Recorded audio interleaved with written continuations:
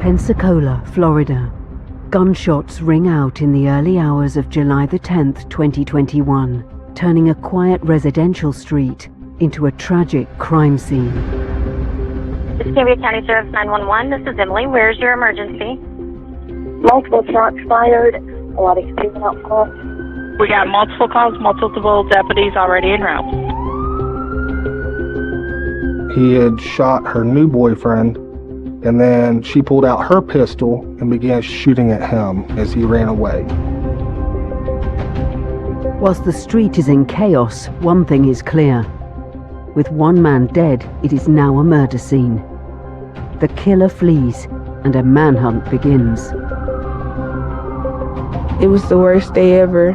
It all was too much for me at the time.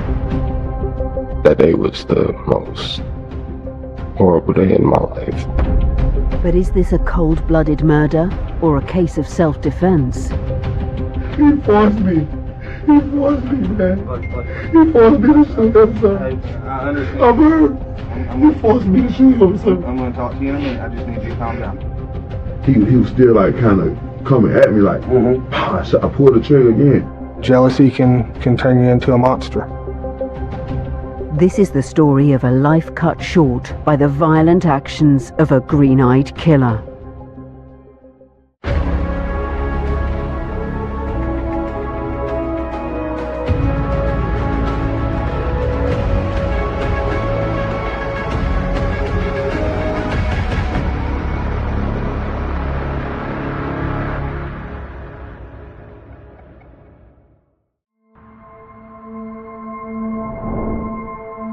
Pensacola, Florida is a Gulf Coast city known for its beautiful beaches, military presence, and combination of quiet residential neighborhoods and tourist hotspots.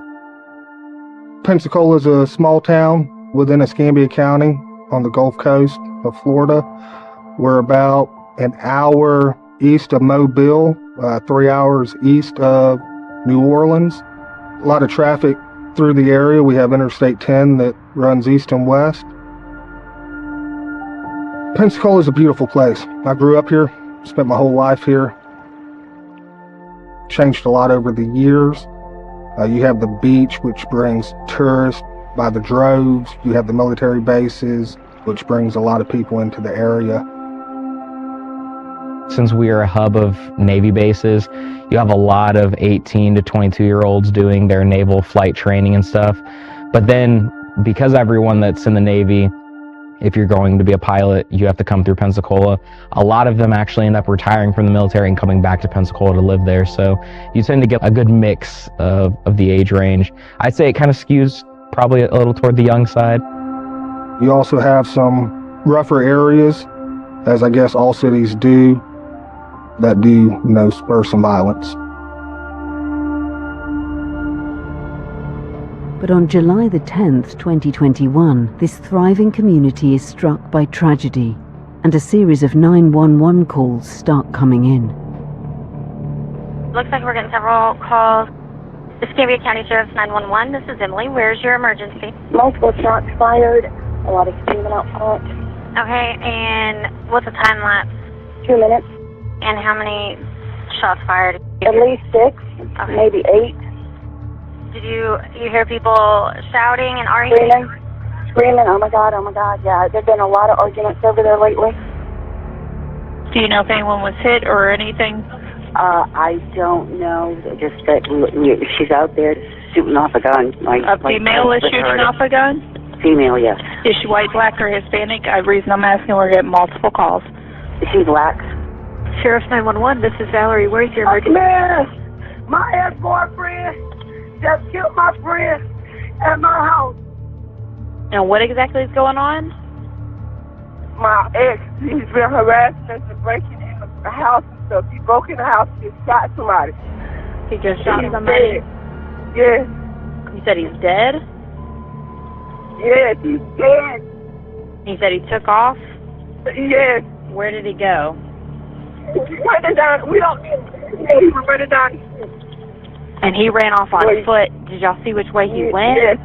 He went down the street in the backyard to other people's house, but we don't know if he jumped the fence or that. anything. He went down the street shooting still. We have multiple deputies headed your way, okay? Did you see what kind of clothing they had on? Do you have any idea? Short. Black shirt and shorts? Yeah. Looks like we got 2 deputies right down the road from you, okay? Okay. As emergency responders attend the call-out, they confirm there is one man who is deceased at the scene. There's patrol deputies already there. The rest of our squad, rest of our team from homicide is already there. So we just try and go through everything, at the scene, because once you leave, you can't get that stuff back. So we try and go through and collect as much as we can as far as information.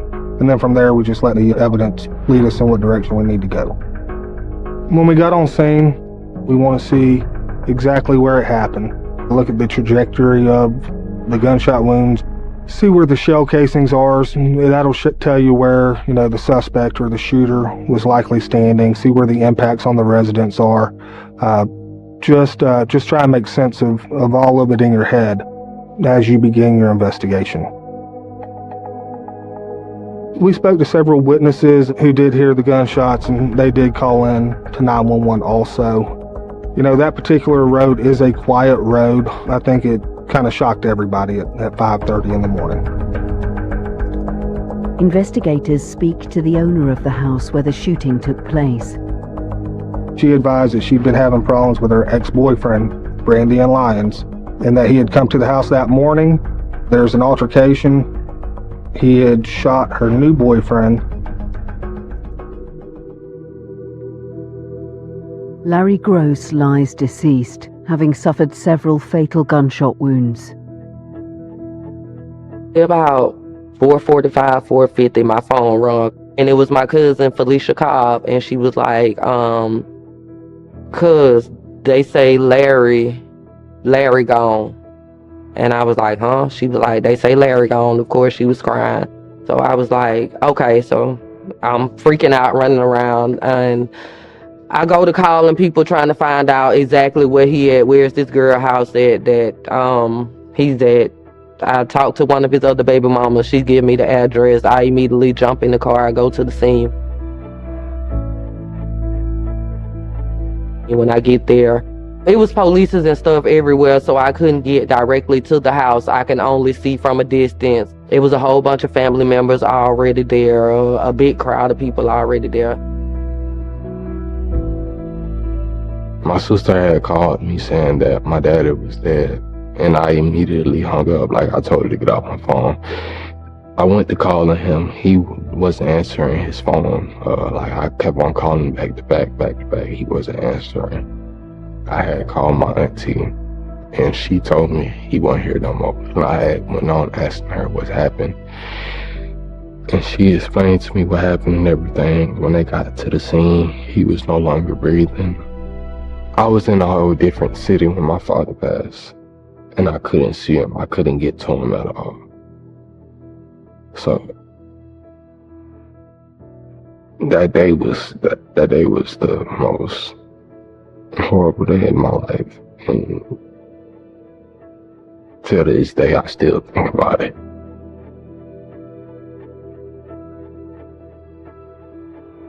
It was 5 o'clock in the morning, and somebody's beating on our door. They said that Larry just died, and all I could do was break down crying, because what? Like, he was supposed to be coming home. That day, it was the worst day ever. Larry's body was on the front porch of the residence, right at the doorway. Everything took place right at the doorway of the residence. I think what stood out to me the most was, how was Larry the only one that was hit? There were numerous people there on the front porch when Mr. Lyons fired several shots in the area, striking the house. After he fired those shots, she had pulled her pistol out of her purse and began chasing Brandon through the neighborhood, down the street, shooting at him. One of the 911 calls that we did get was about a female who was chasing a male, shooting at them.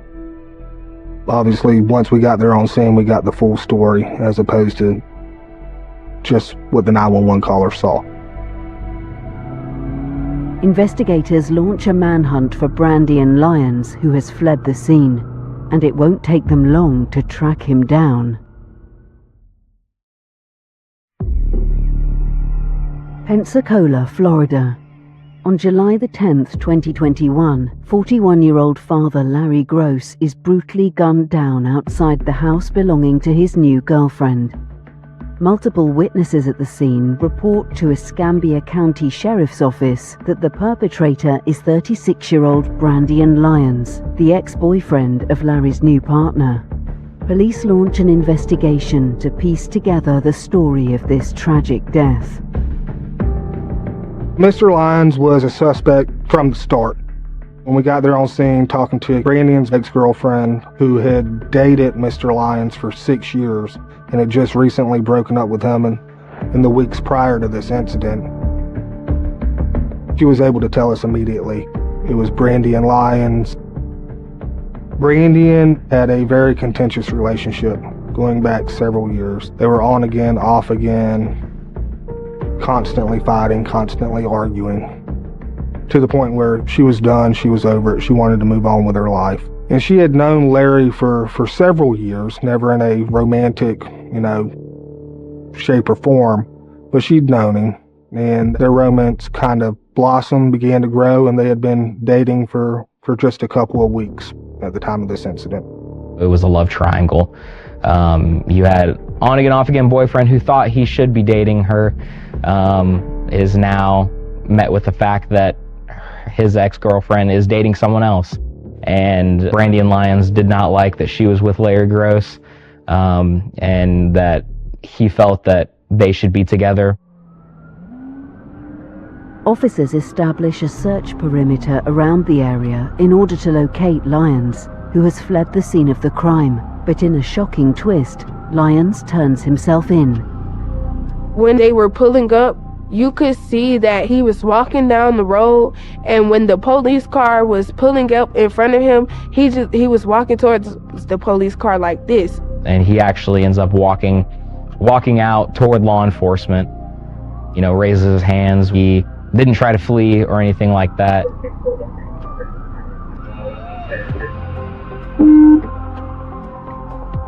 He even starts saying, I'm the one that shot Larry Gross.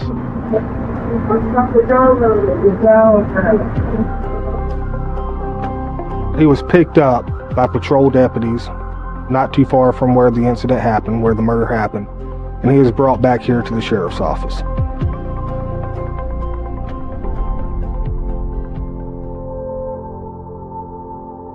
With Lyons now in police custody, investigators turn their attention to Larry Gross to understand his backstory and any circumstances around his murder.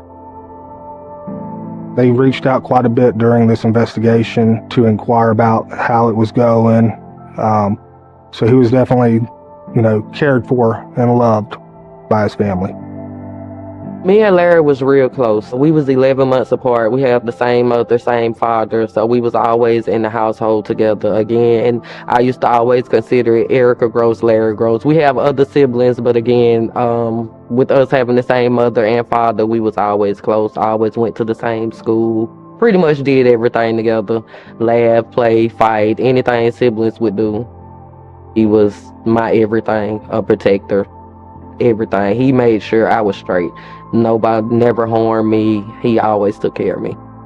A lot of his friends from where we live at call him a hood hero. He was a big protector. Like, Larry protected everybody, not just me, not just his kids. If he liked it, he dealt with you, Larry was there for you. Like, he had a big heart. Larry give you the shirt off his back if he had it too. To me, he was a loving and kind person. He was really caring, and he really cared for people. No matter what was going on or who he was getting into it with at the time, everybody knew that he honestly cared for people, and he was a lovely person at heart. Larry had a lot going for himself at the time. He was popular. He was doing shows at the club. The last show he did, he probably made $8,000-9,000 just at that show, just for that party. Like, Larry brought the city out. He had a lot going on. He had been doing things these last year or so. He was literally the life of the party. Out of hundreds of people, him by himself, he was the life of the party. They have a big memorial now in there with him, with his picture on the wall and everything. Like, he was the type of person that you don't even know him, but he gonna come over there and start messing with you, and y'all gonna get together. Like, he'll sit out when he go out there. He'll sit out there and direct traffic in the parking lot like he's supposed to be somebody. He was so special to everybody because he really cared for people, honestly, and he was not afraid to show it. He was not afraid to be out there and be himself. Not only did y'all take a father, but y'all took a leader from his community. Everywhere you go, you got people calling him Larry Joe, Larry Joe. Everywhere you go, Larry Joe. Like, my daddy was a people's person. He was a ladies' man. Larry was a ladies' man. I can't tell you no lie. We call him Larry Ho. Growing up, he was Larry Joe. But as he got older, before he passed, we call him Larry Ho. I have a couple shirts with Larry Ho on it because he was a ladies' man. My mom tells me all the time, like, you act just like your dad. Like, a lot of things it happen because you act just like your dad. He will always look out for other people before himself, and I do that a lot. I don't know why. It's just I can't stop it. Like, I try, but every time I try, I'll be like, oh, you know what? I'm just gonna do it. I really just used to ride around with my dad. Like, the boys would always be into something. And if it's like sports or something at home or something with their friends, they will always be into something. So me and my sister were like the only ones that really got out the house for real with my dad. We just used to ride in the car with him. One song that he used to always listen to that I had finally got hip to, it's called Eternal Living by Lil Papa. He would listen to that song every time in the car. And I just used to look at him like, who even told you about this song at first? And once we started listening to it all the time, I just started listening to the song, especially when he passed away, since that was one of the songs I could remember hearing in the car with him all the time. I was just listening to it, honestly.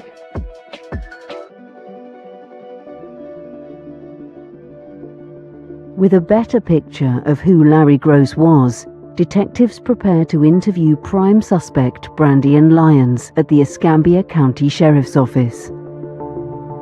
Once I was done with the scene, I came back here and I conducted an interview with Brandian. His interview was him scared. He was scared. It was kind of hard to determine if he was scared because he knew that he'd messed up and he was likely going to prison, or if he was scared by some other reason. He forced me. He forced me, man. He forced me to shoot him, sir. Hey, man, I understand. I'm hurt. That's the love of my life, sir. Hey, I'm hurt. I know, buddy. I just need you to calm down. Okay, You forced me to shoot him, sir. I'm going to talk to you in a minute. I just need you to calm down. So, where'd you get rid of the gun at?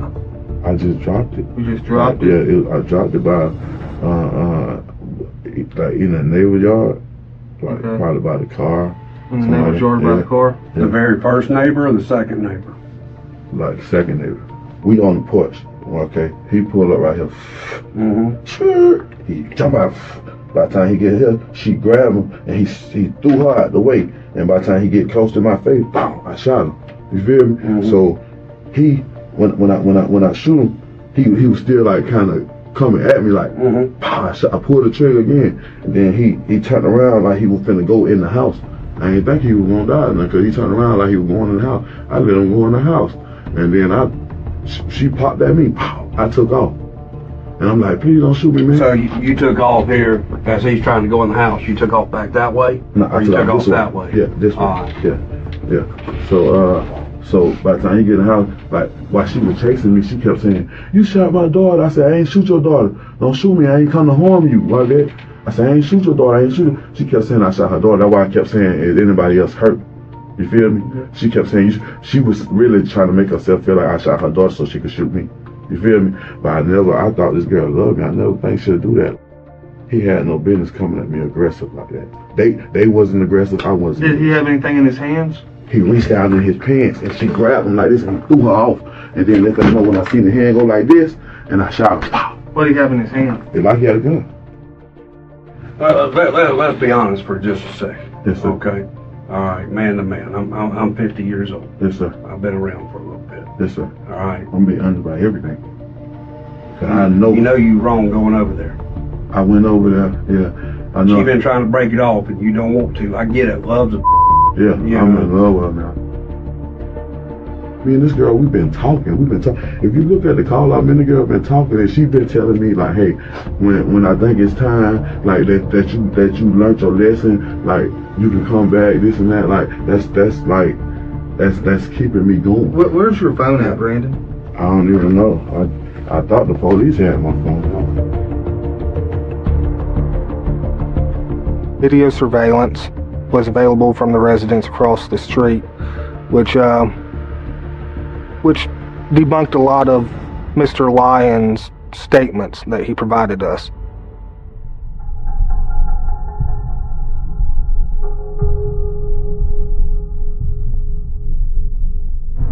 You up here.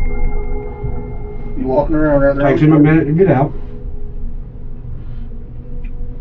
And he's just walking. We're getting more. We're getting more of it. Yeah, but you gotta get more, man. Cause that right there don't even show enough. Look, bro. But it already shows he didn't pull up on you in a hurry. You see, yes he did. I don't know. That's just a wrong camera. I promise you, the guy, even her kids were like, God damn, that man slammed. Look, listen, bro. He pulled up to hurt me, bro. He hurt out that car. No, I think he pulled up. You need to get the rest of that tape. I think that he pulled up to remove her from the situation. No, he was didn't. Worried about her. No, he because didn't. Of yours. You want to see me go to prison the rest of my life, sir? So why you want to see me go to prison the rest of my life, man? Why? I ain't did that to you, man. I ain't did that to you, man. Despite Lyons' claims that his actions came from a place of innocent fear and self-defense, video evidence from the scene leads police to doubt his sincerity. Soon enough, more damning evidence emerges from the days leading up to the murder, and investigators begin to see a darker side of Brandon Lyons. Pensacola, Florida. Escambia County detectives are investigating the tragic death of 41-year-old father Larry Gross after he was gunned down outside his girlfriend's house on July the 10th, 2021. 36-year-old Brandon Lyons, the ex-boyfriend of Larry's girlfriend, is in custody on suspicion of murder. his statement was that he was just there trying to talk to his ex-girlfriend. Everything was fine, and then Larry pulled up at a high rate of speed and approached him aggressively, and Brandon felt threatened, felt that he was going to be injured or hurt, so he pulled out his pistol in self-defense and shot Larry, which, based upon the interviews that we'd done with the witnesses, based upon, the video we saw from across the street, we knew that wasn't accurate. We knew that he was just trying to protect himself, try and spin a story so that, he wouldn't go to jail. Brandon was very jealous. He and his ex-girlfriend had been together 6 years. They'd broken up several weeks prior, and she'd moved on. She started seeing Larry. Her and Larry had been out the whole night together at nightclubs and having a good time, and Brandon, he wanted her back. He wanted to have that relationship back, have that life back, and she was through with him. And, unfortunately, he just couldn't let it go. Detectives looking into Brandian Lyons discover multiple threatening posts on his social media concerning Larry and his new relationship with Lyons' ex-girlfriend. The situation with him and Larry had been going on for about 2 weeks. I actually seen him making posts about Larry, threatening to kill Larry. The first post I seen him make a post saying he caught Larry coming out of his house and blah, blah, blah, blah, blah. I immediately called Larry and I read the post to him, and me and Larry stayed on the phone for probably an hour talking about the situation. Larry was giving me the rundown. He was saying, no, sis, that's a lie. He didn't catch me coming out his house. He basically said he was at the girl house one day and it was raining and the girl had a garage, and Larry said his car was parked in the garage, and he said as he was backing out the garage, he got in the road. He said somebody came running up, beating on his window in the rain, and he said it was Brandon, and he said he let the window down, and Brandon was saying, Larry Joe, you my girl. And Larry said he was just like, what you talking about, you know, trying to talk the situation over with Brandon, and Brandon was like, I wouldn't do you like this, blah, blah, blah, blah, blah. Larry said he ended up pulling off, leaving or whatever.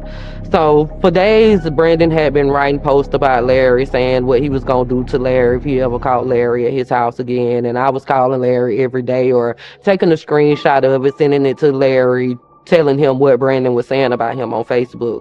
He was writing it, saying what he was gonna do if he caught Larry back over there, and how he was ready to go to prison and spend the rest of his life in jail.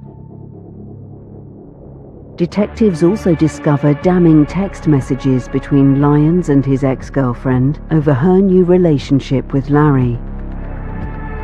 Brandian had been thinking about this. This wasn't a spur-of-the-moment fit of rage. This was essentially, if I can't have you, no one can type situation. Brandian was a larger guy, big guy. He did have some physical impairments that would keep him from, you know, physically confronting somebody in a fight. He even says as much in his text messages where he says that he wouldn't fight Larry because of his arm. I guess Brandian has a bad arm, or her arm. So the next time he'd be bringing his gun. That text message was about a week before this incident. Armed with this new evidence, detectives confront Lyons to see if his story of events will change. I'm looking at phone right here. All right, man. I want to talk to you about some of these text messages this morning. Well, this morning at 3:51, you said they found my gun. Damn, I'm about to go in. What's that about? I was just trying to make her come get me. Okay. So like the police had. And then you said, don't bring to the house tonight, I swear.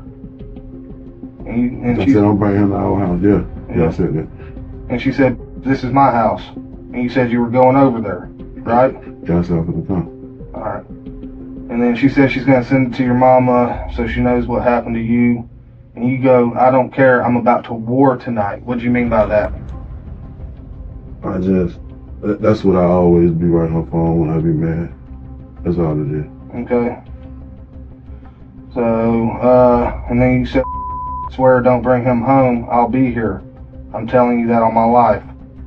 Right? Just telling her I'll be there, yeah. And then she says, you better not come to my house. And you say, don't do it, I'm going to be here, I'm ready to talk. If he comes out here, I'm going for life. Right? Yeah, I always say that. If you look at her phone, I've been saying that a long time. I've been telling her I was going to kill myself, so. Okay. Because I was thinking about killing myself, you feel me? Yep, so you say, if he comes out here, I'm going for life. I'm hurt this all my life, I got my gun. Right? Yeah, that's what I told her I got my gun. Okay, what's that sound like to you? I was just trying to want her not to.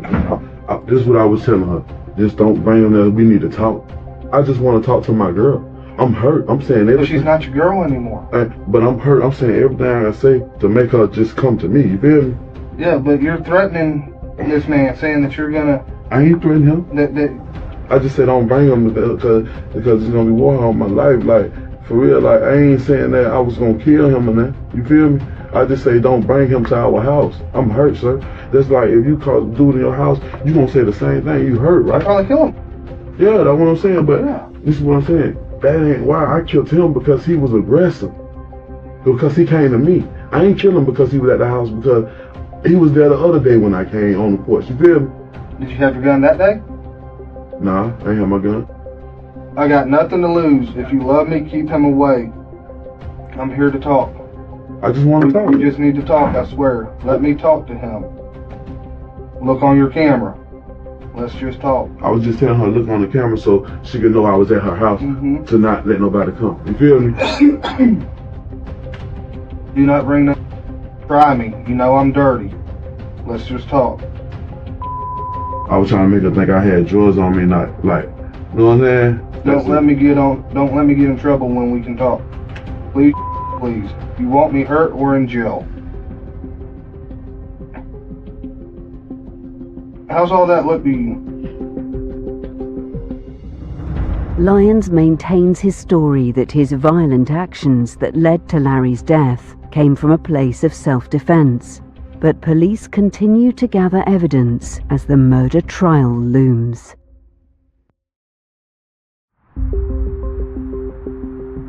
Pensacola, Florida.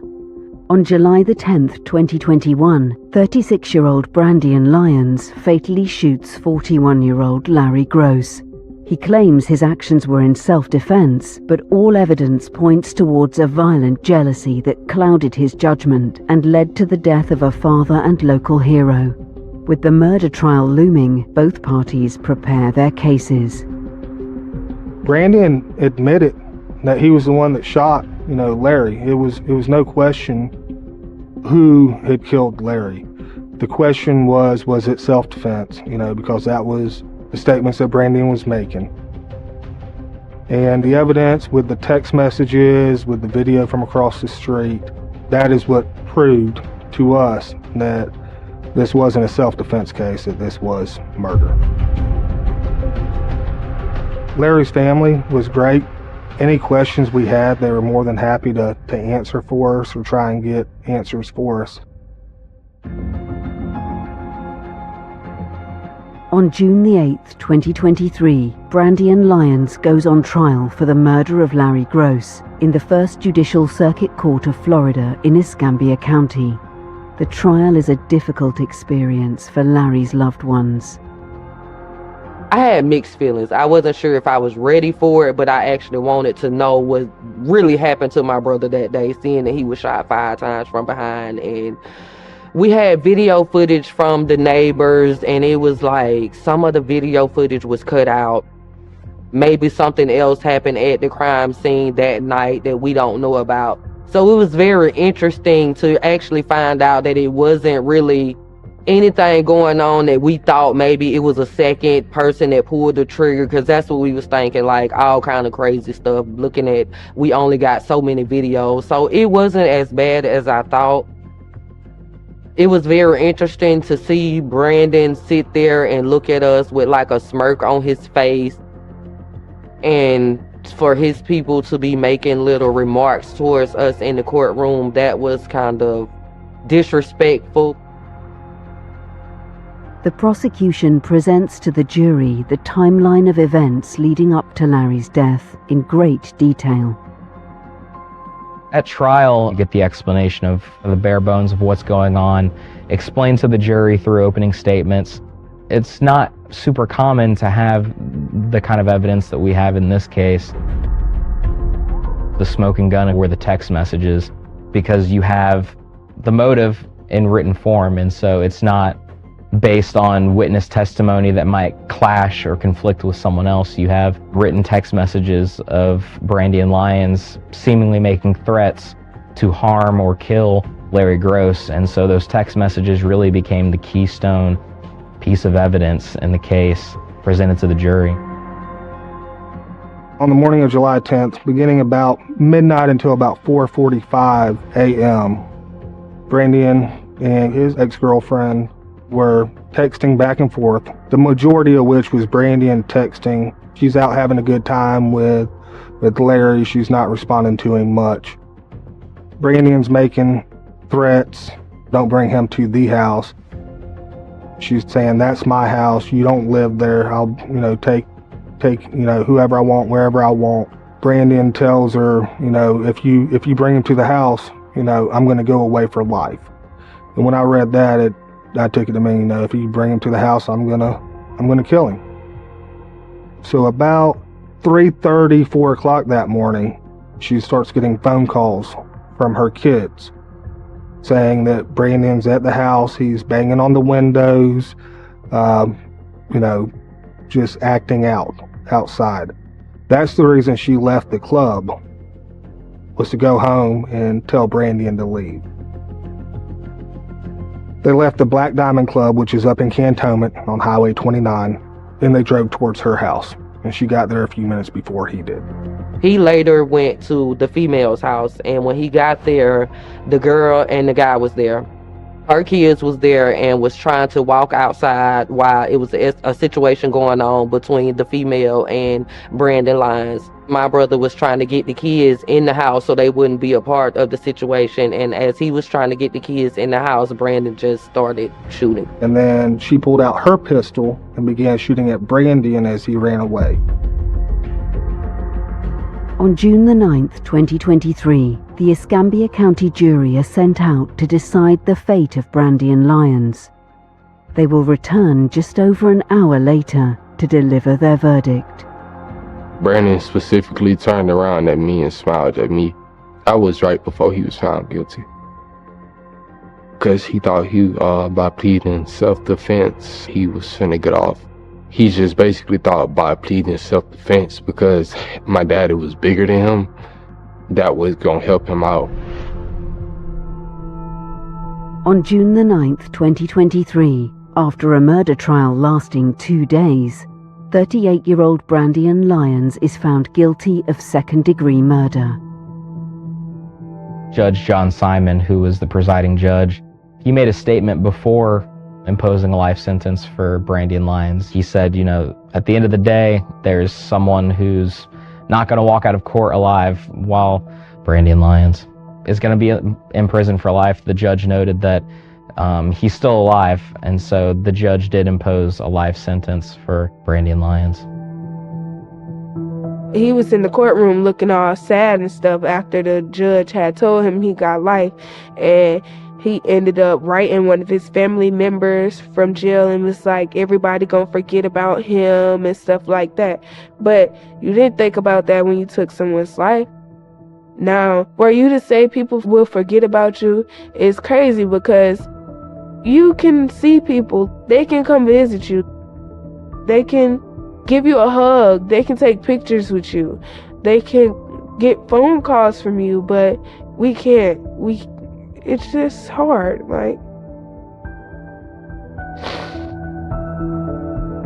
It's an unforgivable act that he did, and even though he'll never see the light of day again, he'll never be forgiven for what he did, and I hope he never has the peace that we have living our normal lives while he rotting there. I like to think justice was served. There's nothing that any of us could have done to bring Larry back. But the person that killed him was arrested, taken before a jury of their peers, and convicted of the crime. The case of Brandon Lyons is an extreme, but unfortunately not uncommon example of the dangerous manifestations of jealousy left unchecked. Your girlfriend breaks up with you and moves on, that should be the end of it. There's no reason to harp on it and to kill somebody over it. One of the key things is to make sure you read through all the communications, whether it's Facebook Messenger, text messages. People feel a lot more comfortable discussing their feelings with, a loved one or even an ex-loved one than they would anybody else. So you'll get a true idea of how they're feeling at that time. I think crimes like these are so emotional for people because a lot of times they could be avoided. Even if it doesn't come down to jealousy, a lot of the homicides that occur in our area, a lot of times they know each other or at least are familiar with each other. There's always usually some type of argument over a girlfriend or boyfriend. Arguments that often lead up to crimes like these are very easily avoidable. It's not something that you have to put yourself into. And so I think that's what leads to really the heartbreak for many family members, is that there's a really good chance that Larry Gross should be here if the argument hadn't have occurred, or if Brandon Lyons hadn't have shown up, if he had just listened to his ex-partner and not shown up that day. Anytime anybody send warnings about killing you or that person, take it serious. Never take it as a joke. If anybody threatened to kill you or their self or somebody else, because he kept saying that too, I'll die if I can't have her, just always take that serious. Like, because Larry didn't take it serious. He really didn't. And I think if he thought Brandon was serious, he wouldn't have went to that house that night. And again, Larry was a hood hero. I never know no one to get one up on Larry. So for him not to take Brandon serious, I can see where he's coming from. He thought he was untouchable. I thought he was untouchable. So anything can happen to anybody. It really took a toll on me. I felt like Larry couldn't be beat. Could nobody touch Larry like he was. So that really just, it really messed with me bad. Like, it took me probably 3 to 6 months to even start eating. So for that to happen to Larry, it made me look at life different. Like, I have been so humble. Like, I try not to get attitudes with people anymore. I don't even argue with people anymore. Like, it really made me look at life different, because I really felt like Larry couldn't be touched. Losing my daddy is hard to this day, because to this day I'm still growing up and facing life by myself, facing life blind, not having I have a proper guidance, but then again, I don't, because it's not from who I want it to be from. I wish he could have been here to meet his grandkids. It's things that I could use my dad for in life, but I don't have him. So instead of having my dad in play, my granddad comes along, but he can't really help me with everything. So I just wish I could tell him that I love him, and I just wish I could give him a heartwarming hug.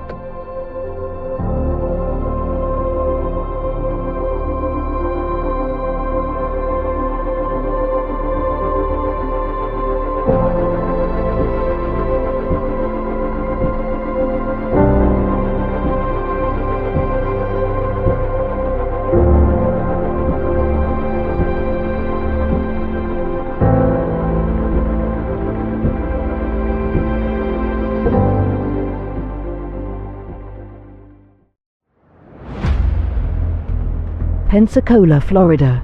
Dispatch receive an alarming 911 call. Sheriff 911, where's your emergency? Yeah, there's a shooter in the Home Depot on Davis Highway.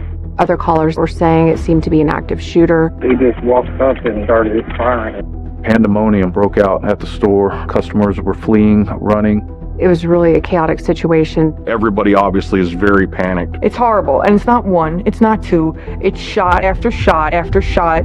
Is anybody injured? Yes, there's a victim on aisle 52. It was an 18-year-old female that had lost her life. We start figuring out who this person is and who could have done this to them. And the killer is nowhere to be found. I just couldn't understand, like, why. That's all, why. Jealousy makes people do crazy things. I mean, how senseless was this? This is the story of 18-year-old Brooklyn Sims and how she was savagely murdered at the hands of a green-eyed killer.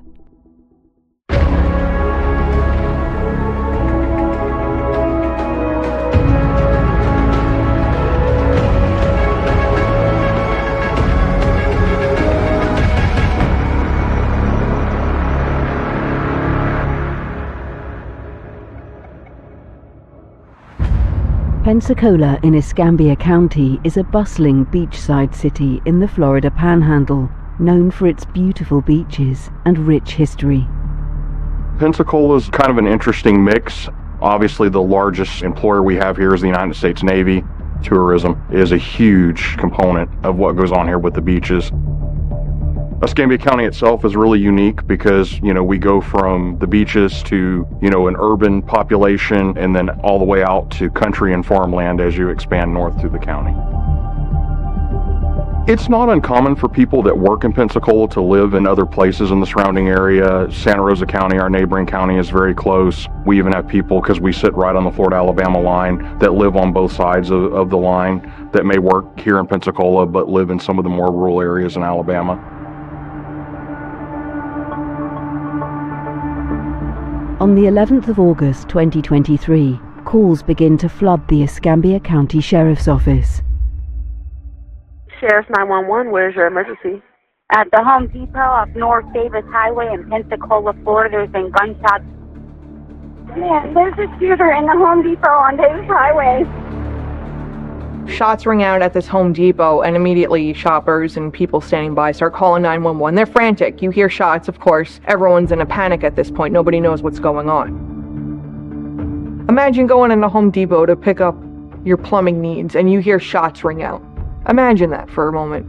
It's horrible, and it's not one, it's not two, it's shot after shot after shot. It's horrible. The 911 calls start flooding in. Everyone's taking cover. Everyone is freaking out, naturally so. Where is your emergency? Home Depot on North Davis Highway. Okay, what's going on there? Shots fired, ma'am. I got an active shooter in the store. All of a sudden, he pulled out a gun and started firing for no reason. I didn't see anything. We just heard loud gunshots. How many shots did you hear? I heard at least 10, maybe more. Pandemonium broke out at the store. Customers were fleeing, running. Employees were looking for safe spots to hide. 911 was called by many people, and multiple law enforcement agencies responded to the Home Depot. I hear screaming. I heard a bunch of gunshots. Everybody's screaming. Please help. Yes, ma'am, we're coming. We're on the way there, okay? There were a number of 911 callers. There were patrons that were in the store shopping at the time that called 911. Some of the employees that were in the store at the time also called 911. So there were a series of callers. Yeah, there was a shooting at the Home Depot. Yes, we have on North it. Davis Highway. Yes, we have. Got officers heading that way. Some of the callers were just telling the 911 operator that there were shots fired. There were other callers that were saying it seemed to be an active shooter. It was really a chaotic situation. Are you okay, sir? Yes, I am. Okay. Lock the door. Okay, they're locking the door? I'm gonna lock the door. It was about 1:21 in the afternoon is when we started receiving the 911 calls. Obviously, any time that we see a heavy population center where people are shopping, or we have a lot of people congregated and somebody walks in and starts shooting, we're going to treat it as an active shooter until we can prove otherwise. It's better safe than sorry from that standpoint. So we immediately shift into an active shooter response mode. Our first goal is to stop the violence. So if there is ongoing active shooting, active killing, it's to stop the threat. That's priority number one. Our goal in that is to try to end life-taking and save as many people as we possibly can. We're going to stop the threat, we're going to save lives, and then we're going to transition into that crime investigation role. Because obviously an investigation, even if it's an active shooter, is going to follow that. It was pretty chaotic when we got on scene. You have tons of law enforcement coming in. They've evacuated the Home Depot at this point, so you've got crowds of people in the parking lot. I was probably on scene in less than 10 minutes after the 911 call. We go in, guns drawn, and wearing our protective vests and everything else. We didn't hear any shots being fired still, but we still had to make sure that there wasn't a shooter involved. We learned that it had actually been a homicide and the shooter had fled. They said the shooter ran. Turn this off and close the door, lock it. Okay. They're saying he ran outside. Suspect has fled. There were co-workers working on the aisle, and they described the shooter and were able to give a clothing description of him as he fled the store. The shooter's gone. The shooter saw him run out this way. He went out this door. What was he wearing? I couldn't see it. A real light faded blue shirt with two white stripes top and some black. Light faded blue shirt, stripes down the side. We had the context of what was described as a blackmail had come in, had opened fire. We didn't know whether it was targeted or if they just happened to be wrong place, wrong time. And so it's figuring out who this person is and who could have done this to them. The information unfolded that it was an actual targeted shooting. Is anybody injured? Yes, there's a victim on aisle 52. And we learned that it was an 18-year-old female that had lost her life. I know the victim. What's the victim's name? Brooklyn.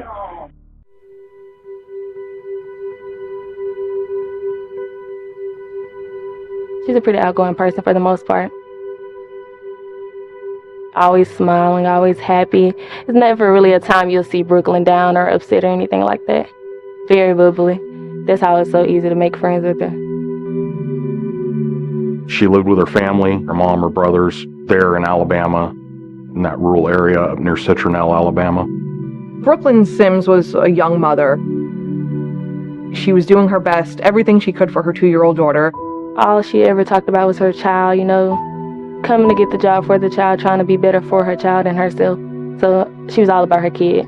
Just like any other mother, for real. She loves her child. Nothing is too big, nothing is too small. She loved her kid.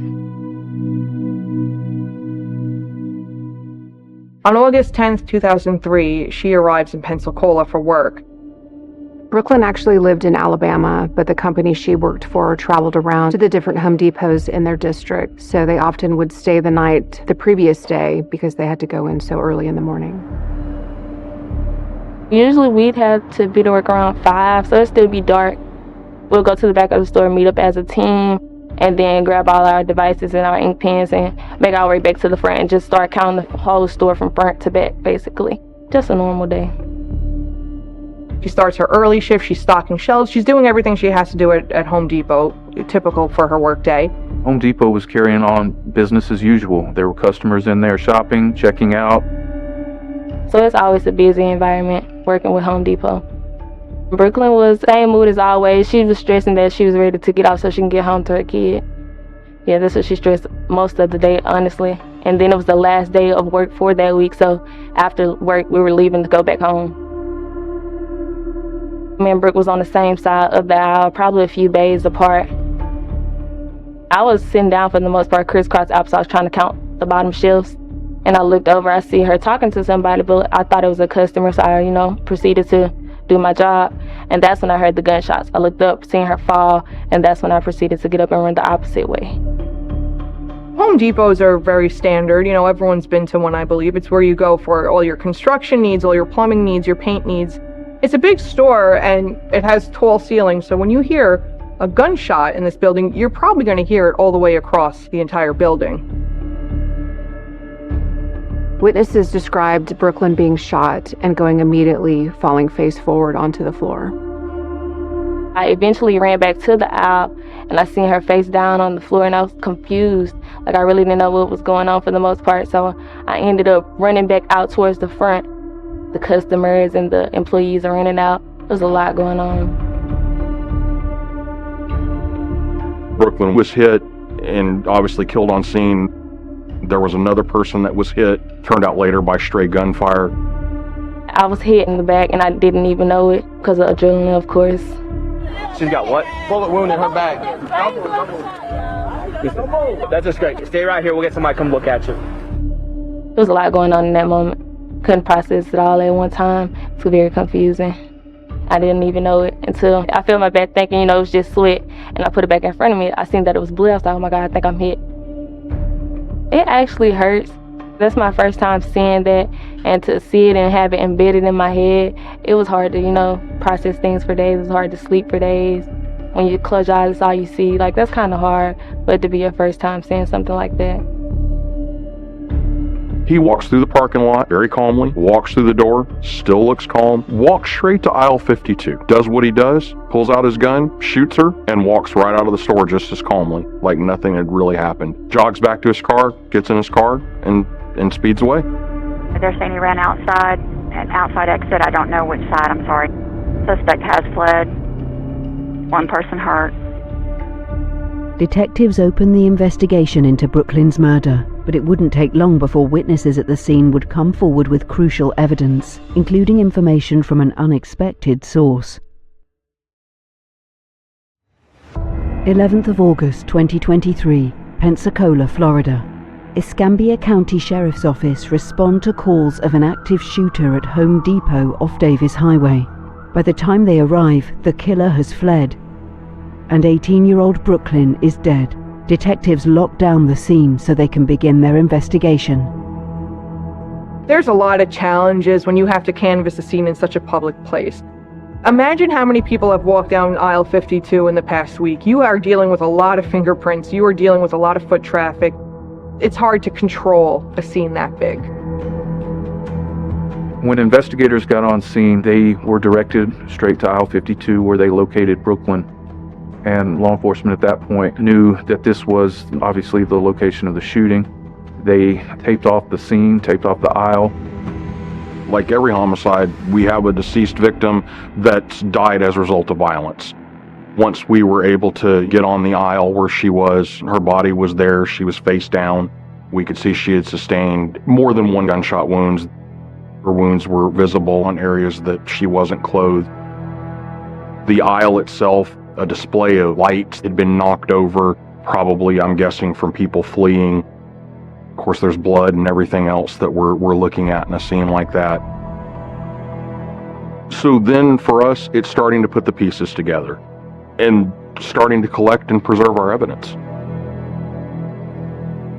The initial evidence collected from the scene were going to be the projectiles and the casings that were found around Brooklyn's body. We recovered 7 shell casings from the scene, so we know at least 7 shots were fired. It doesn't mean that a shell casing didn't get kicked under a display that somehow we missed or something like that, but we think 7's a pretty reasonable round count, and that makes sense with her injuries as well. She had sustained several gunshots. There were, I believe, a total of 11 defects that she had where bullets had essentially passed through her body. That doesn't mean that she was shot 11 times. Some of those are bullets that are going in and then coming out. So it's just essentially 11 total injuries. Next big focus for us in that situation is obviously it's a retail environment. We know there's cameras.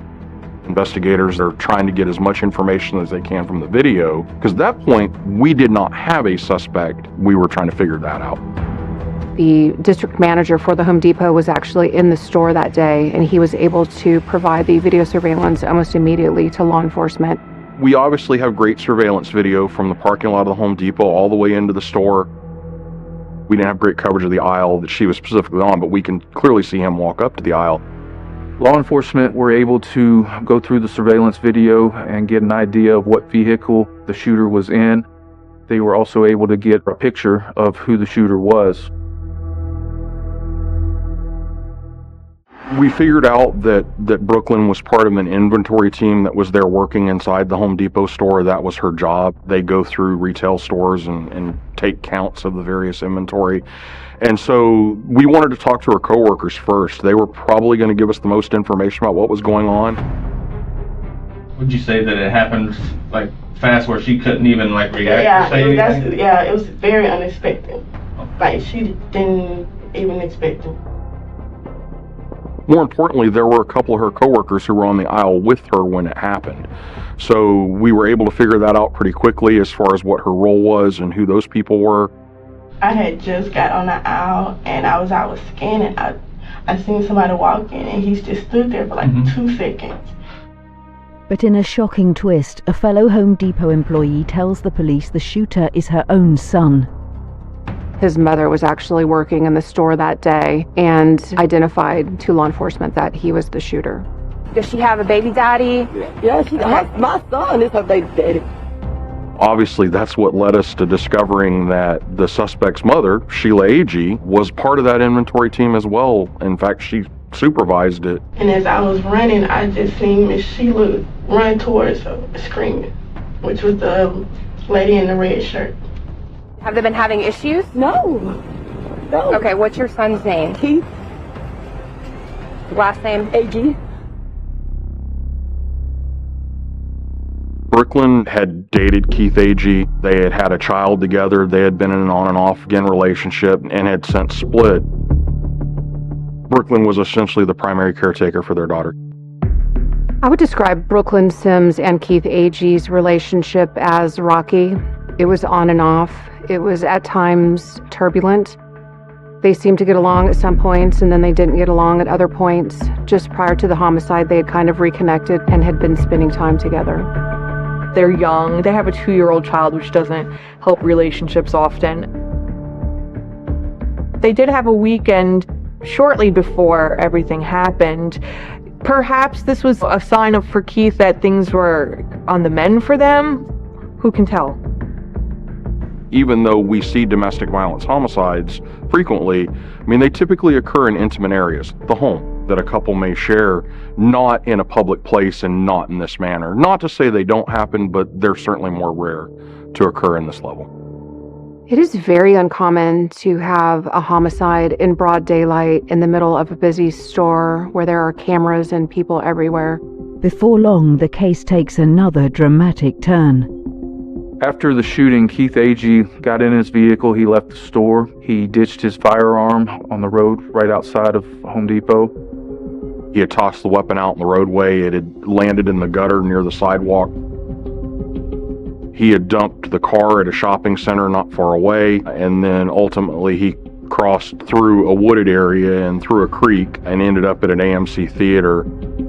Keith actually had an epiphany about 45 minutes after he left the Home Depot and decided he was going to turn himself in. Yes, 911. Yes. I'm trying to turn myself in. You're where? I'm trying to turn myself in. Okay, where are you at? Pensacola, Alabama. Our neighboring police department, Pensacola Police Department, received a 911 call because he was in their jurisdiction, stated that he committed a homicide and wanted to turn himself in. What are you trying to turn yourself in for? Oh, man. I made a mistake. I don't know. Where are you at a business right now? Ma'am, this call Scambia County Gentleman in front of IMAX. That's what you're at the movie theater? That's what it is. Okay, are you in the parking lot of the movie theater? Yes, ma'am. Yes, ma'am. I'm in the parking lot by myself, and no cars around me. They'll see me if they pull over here. Okay. Give me just a second. I'm going to stay on the line with you when they get there, so they know that it's you I'm talking to, okay? Keith Agee was compliant when he was arrested. He had given himself up. He had his hands up. He had his shirt off and followed law enforcement's orders. I don't know why exactly he turned himself in, other than the fact that he knew he was going to be caught. I mean, he went into his store in broad daylight in the middle of the afternoon on camera and killed somebody. He wasn't familiar with the Pensacola area, so I don't know that he really had anywhere else to go. And I think at that point he knew he was going to be caught anyway, and he called 911.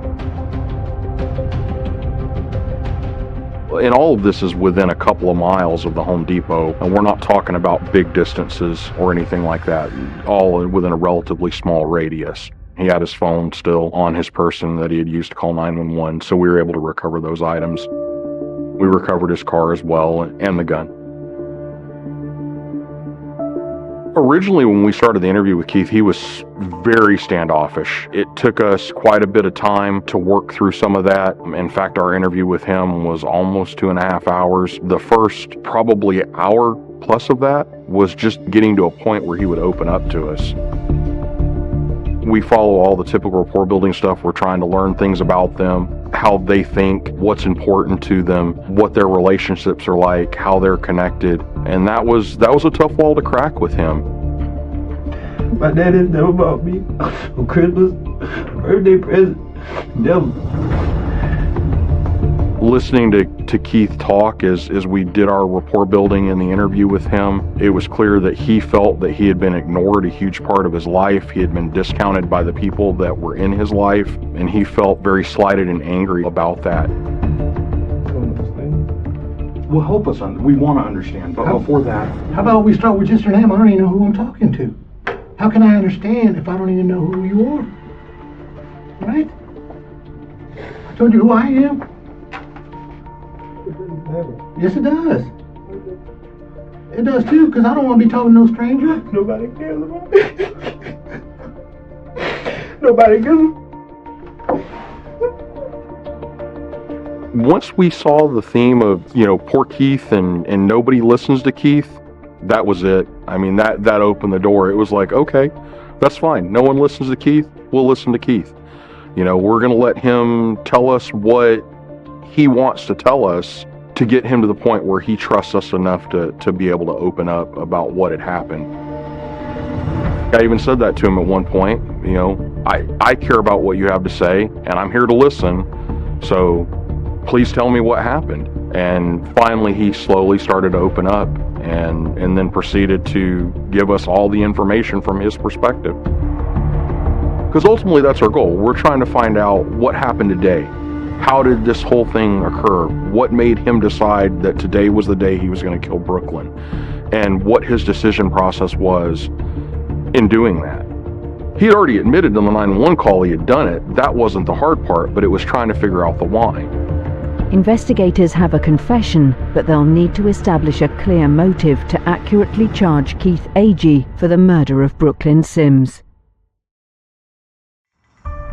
Pensacola, Florida. On the 11th of August 2023, 20-year-old Keith Agee walks into a Home Depot and shoots 18-year-old Brooklyn Sims at point-blank range. After giving himself in, police questioned both him and the employees who witnessed the crime in order to establish the motive. Keith Agee was 20 years old at the time. He had a small child that he shared with the victim in the case, Brooklyn Sims. The people that knew Keith Agee described him as kind of a hothead. He seemed to be pretty even keel most of the time, but when there were things or triggers that would set him off, he tended to have a temper. I didn't know his name, I didn't know the face, but I knew Brooklyn had a baby father, and they said he was crazy, is what they would call him, crazy. For the most part, she would just tell us that, he was crazy, and that he'd do and say crazy things to her. Keith had been in trouble with the law before. This wasn't the first time. In fact, he had had an incident that he had been on probation before prior to this, where him and another individual were shooting at one another in Alabama, and he was on probation for that incident. Keith obviously came from a broken home. Doesn't sound like his dad was in the picture. He was pretty much raised by his mom and really his grandma. How long had Keith been living with you this time? This time, probably 8-9 months. What made him come live with you?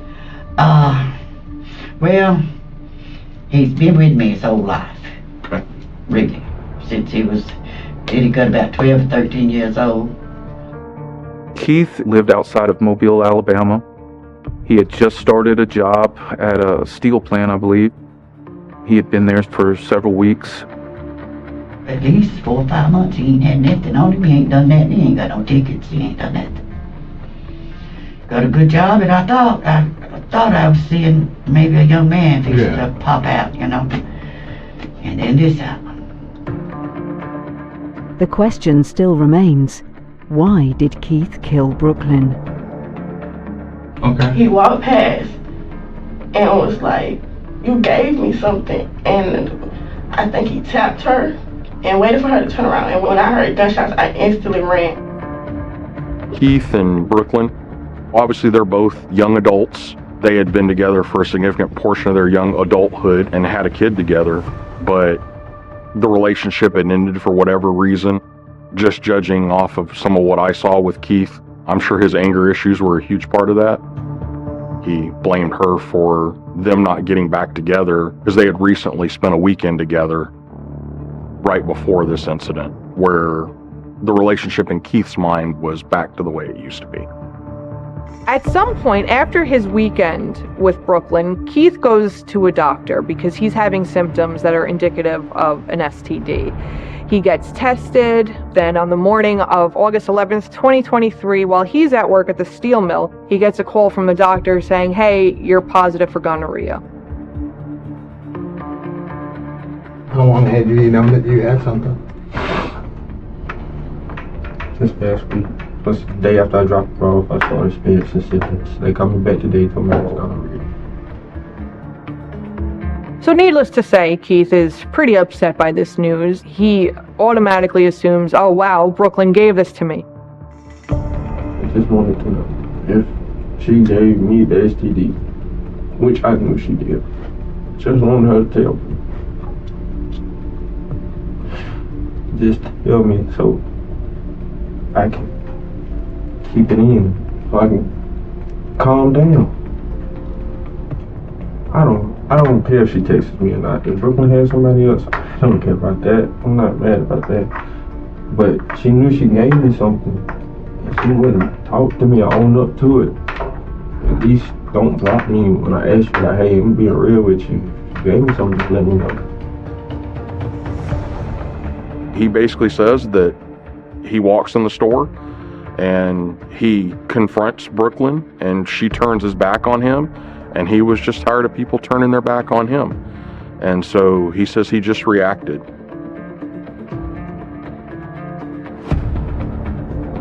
He minimized what he had done. He struggled saying the words that he shot her. He tried to dance around some of that, but ultimately, I mean, we know that's what happened. Be real with me? Absolutely, go ahead.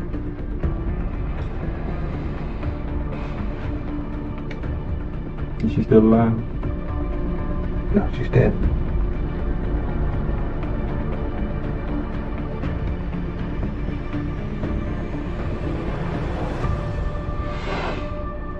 Thank you for your honesty.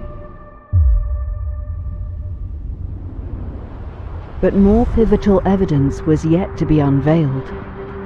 Before we actually took him and booked him into jail, I'm just getting some basic information, and he then proceeds to tell us that he had lied to us and that there were some deleted text messages on his phone.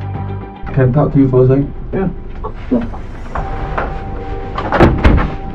For sure. I know y'all got my phone. Yeah. And stuff like that.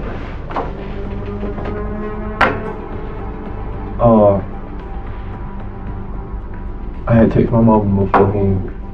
You text your mama what? I had texted my mama beforehand. After receiving the news that he had tested positive, he contacted his mother, Sheila Agee, and informed her that he believed Brooklyn had given him an STD. So that clued us in right away that it was critical that, you know, we get into his cell phone and figure out what those messages were. And we did. We were in his cell phone by the next day. We were able to extract those messages, and quite a conversation that he and Sheila had regarding the whole thing. In fact, if anything, I'd say Keith kind of undersold how much content would actually be in that conversation. Very early on, he indicates that he's going to kill Brooklyn. That's his intent. He asked if they were still out of town, and he says, are y'all coming back tonight? And he says, when you get here, I'm going to shoot her. So his initial plan is to shoot her when she comes back home to Alabama. Sheila proceeds to engage in a conversation with him, and when he talks about killing her up in Citronelle, Sheila's like, make sure you don't do it in my car. Make sure you don't hit me. I don't want to die today. That's her response. Not, hey, maybe you shouldn't kill the mother of your child. It's make sure you don't shoot me in the process. So we can obviously see where Sheila's head's at. The crazy thing about it is, at any point in that conversation, she could have steered him back a different way, but she's very antagonistic. She even tells him at one point, if you're going to do it, come on, dummy, is what she says to him. Sheila sends her son a text at one point and says, you're you don't do this. I mean, how's that going to help a situation? You're not trying to walk him back from a ledge and get your son calm. You're pushing him. You are ramping him up now. Eventually, in the text conversation, Sheila challenges him. She says, well, if you're already leaving work, why don't you just come here and do it? Then you don't have to do it in front of your child. And Keith says, great, tell me where you're at. Sheila sends her son a screenshot of Home Depot where she and Brooklyn are that day for work.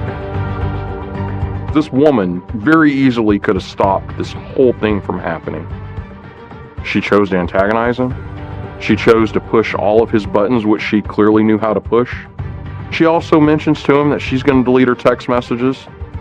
She obviously didn't want anybody to know that she was talking to him. She threw a challenge he couldn't refuse, and then provided him with the means to do it. So once we read that text conversation, we knew Sheila was our next target in the investigation. The text messages between Keith and Sheila indicate her involvement in the murder of Brooklyn Sims. Investigators decide to arrest Sheila Agee, and bring her in for questioning. On the 11th of August 2023 in Pensacola, Florida, 20-year-old Keith Agee walks into a Home Depot and murders 18-year-old Brooklyn Sims with a gun. In questioning him, police discover incriminating texts between Keith and his mother, Sheila. Sheila Agee is Keith Agee's mother. She actually works for the same company as Brooklyn and even got Brooklyn a job, so she's her superior. Brooklyn and Sheila seem to have a good relationship from what we could see. I believe Sheila took care of the daughter of Brooklyn as typical grandmother might, and so everything appeared to be relatively normal between them. She loved Sheila. She talked about Sheila a lot, like, I love Sheila, Sheila loves me, basically. Yet the texts between Sheila and Keith reveal a very different story. Once these texts come to light, Sheila is immediately a person of interest. They want to talk to her. I will say that interviewing Sheila Agee was 100 times more frustrating than interviewing Keith Agee. What was your involvement in what happened on Friday? My involvement in what happened? This is 2 days after Keith had killed Brooklyn, and she knew it was going to happen, and she essentially had his play-by-play and then watched it unfold, yet she still sat there in the interview with us and pretended like none of this was her fault. I love Brooklyn. I know I don't think and understand that's fine too, but I love her. I would never do anything to hurt Brooklyn. We confront her with the text messages. I read them to her, verbatim, showed them to her. Surprise you that I have 32 pages of y'all's text messages? No, that doesn't surprise me. Okay. Do you want me to read some of those? I think you can. And will you be willing to explain to them as I go through them? Yes, sir. I will. Okay. And the way she tried to spin it, first it was, well, I never meant any of that way. I never, ever, ever intended for that baby to be hurt. I swear to God, I love her. I love her. I swear to God. When you tell him, come on, dummy, when he says, I'm going to come kill her, how exactly does one mean that? And then it was, well, I didn't think he was serious, because he says stuff like that all the time. I didn't think he would kill somebody. You didn't think he would react? And kill somebody? No. He told you what? He told me that 1,000,000 times. He talks like that all the time. She even tells him at one point, hey, make sure you don't go by your grandma's house, because she's going to talk you out of this. So don't do that. Don't go to someone that's going to talk you out of it. Initially, Sheila Agee denied any sort of involvement in the homicide of Brooklyn Sims, and at that point, she tried to actually blame Brooklyn. She tried to tell law enforcement that Brooklyn had her phone at some points that day, and it was actually Brooklyn sending some of the text messages to Keith. But if you don't come kill her, you will... I never tell him that. That's when I told you, and I told Brooklyn down there taking that. I would never tell him that. The way the conversation unfolded, the amount of time that lapsed in between texts, which a lot of times was seconds, that literally was the most absurd thing I'd ever heard in my life. And about 45 minutes into the conversation, Sheila transmits the address of where she's at. I'll give you the address here, and you can ride that was over Brooklyn. here. It had to be Brooklyn. I would never. And do it so that you don't have to do it in front of But I understand what you're saying. Why would Brooklyn send that message I don't to know. him? I don't know. Ultimately, she's the one that caused this. Keith had no idea where they were at. He may or may not have known they were working at a Home Depot, but there's a bunch of Home Depots in Pensacola. Had Sheila not given that address to him, he would have been essentially stopped in his tracks. I was very surprised. She orchestrated it. If you ask me, it couldn't have happened without her. I feel like Sheila could have played a part in, calming it down, but instead you give him the address to where we are. Unbelievable, honestly. Reading that, knowing you're a mother, how could you? But Sheila could not avoid the truth forever. An hour into the interview, she finally admits, I messed up. I love her. I didn't intend for her to be hurt, but I big time. Big time. You didn't mess up. You caused this to happen. And all she had to do was call 911 herself. and warn us that he was on the way. And we would have met Keith at the front door, and probably both of them would be in a better spot right now than how they ended up. What would you do different? Go ahead. Pick it up there. What would you do different? If I knew he really come out of call police, I didn't think he would come. I would call police. I didn't want her hurt. I never wanted her hurt. And she still just would not take responsibility for what she did at any point. Even after admitting that she was the one that sent the text messages, she still wouldn't take responsibility. None of this was her fault. The way she played it out in Home Depot and the videos that they've released, like the body camera footage, you would think that she had nothing to do with it. The whole time you're the orchestrator.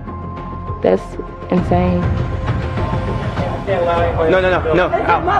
Out. Did you see where he went? He did. I've been working here all day. I've been here. You have to stay out right now. You have to stay out right now. Okay. I can't get over here.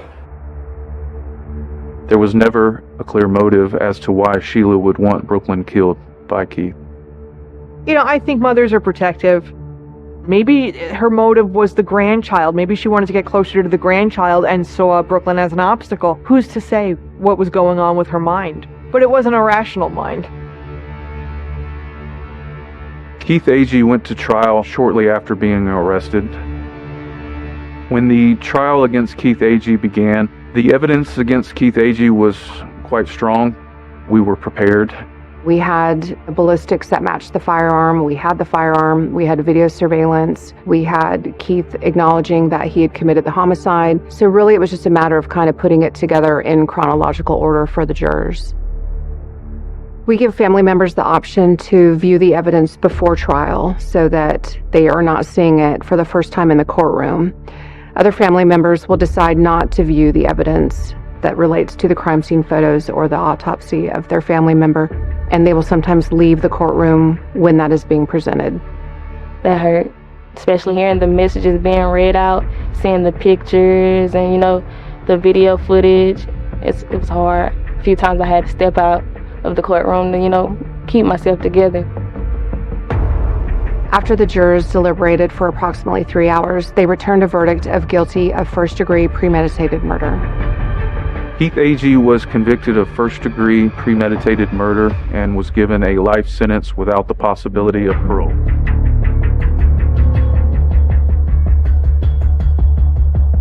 After Keith Agee was convicted, our focus shifted to his mother, Sheila Agee, and her trial. The decision to try Sheila Agee for the murder of Brooklyn Sims was an easy decision to make, based on the fact that she encouraged her son to commit the crime and also provided the location for him to come kill Brooklyn. Without her text messages, without her sending that address to him, the murder wouldn't have happened here. Had she not continued to antagonize and egg him on, had she taken any responsibility that she should have taken as a mother, as a grandmother, as a supposed friend to Brooklyn, none of this would have happened. Sheila Agee was convicted of first-degree premeditated murder, and she was given the same sentence as her son, life in state prison without the possibility of parole. When Sheila Agee's verdict came in, again, it was a sense of relief, just as it was when we got the verdict in Keith Agee's trial. We were so happy for the family, we were grateful to the jurors, and we were glad to have some closure for the family. When I turned around and looked at Brooklyn's mother, you could tell she was so pleased with the outcome, but yet still so devastated at the loss of her daughter. Our role is to find the truth, and our role is to help speak for the victim who can no longer speak for themselves. It's satisfying when they're held accountable for their actions. Bottom line is, at the end of the day, Keith made the choice. He could have unmade that choice at any time. He could have picked a different course of action, yet he still did what he did. It was a very rewarding feeling for the prosecution to finally bring closure to the family of Brooklyn Sims. After the case is closed, investigators reflect on why they believe the Agees decided to kill Brooklyn. Murder can happen for any reason. In this case, it was jealousy. Left unchecked, jealousy can be very dangerous. It can be violent. It is often reactive. Keith didn't stop to check himself, and maybe he tried when he called his mother. Perhaps he needed someone to walk him from the ledge and say, calm down and take a breath. But she didn't help the situation, did she?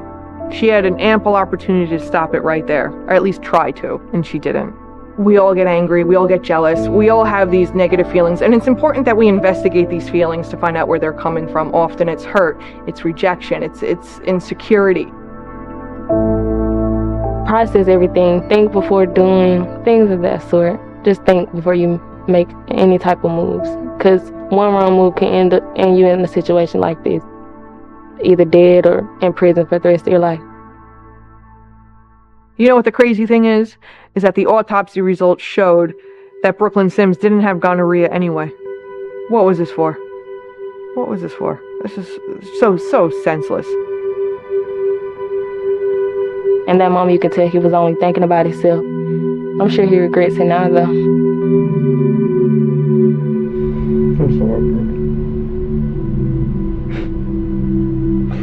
I'm sorry. You have this 2-year-old, this innocent child who's now going to live the rest of her life without her mother. Her father's in prison. Her grandmother's behind bars. You know, it's tragic all around.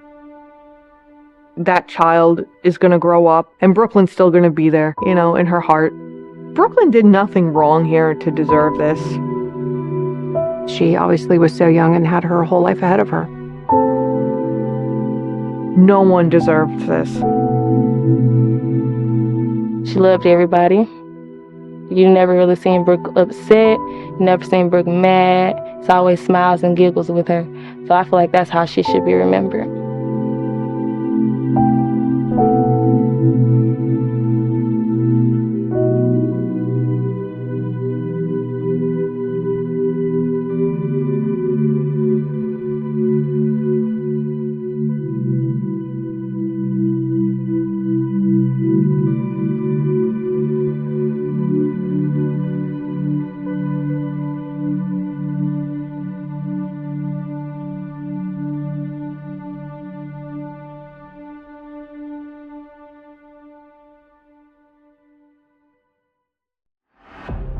Walterboro, Colleton County, South Carolina.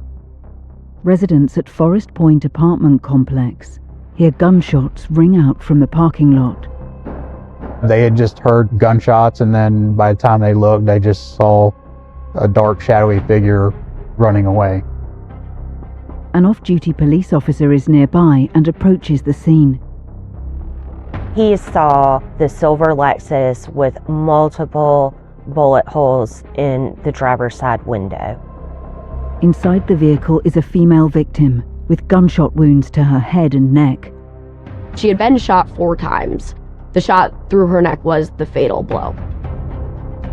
He really gave her no chance to say or do anything at all before he just unloaded. Investigators soon have a lead suspect, but building a case against him will be an uphill battle.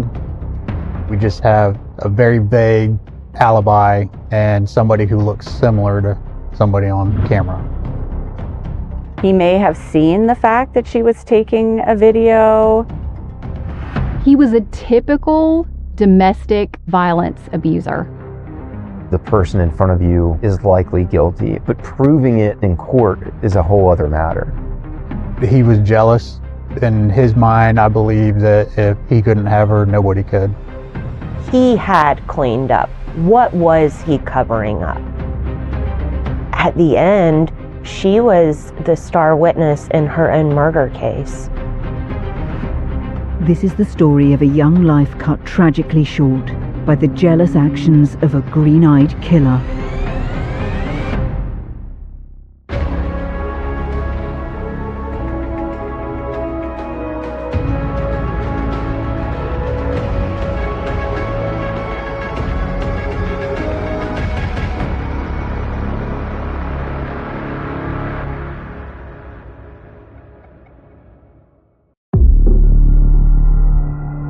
Walterboro, Colleton County, is a small southern town with deep family roots and a quiet rural feel, located 50 miles west of Charleston, South Carolina.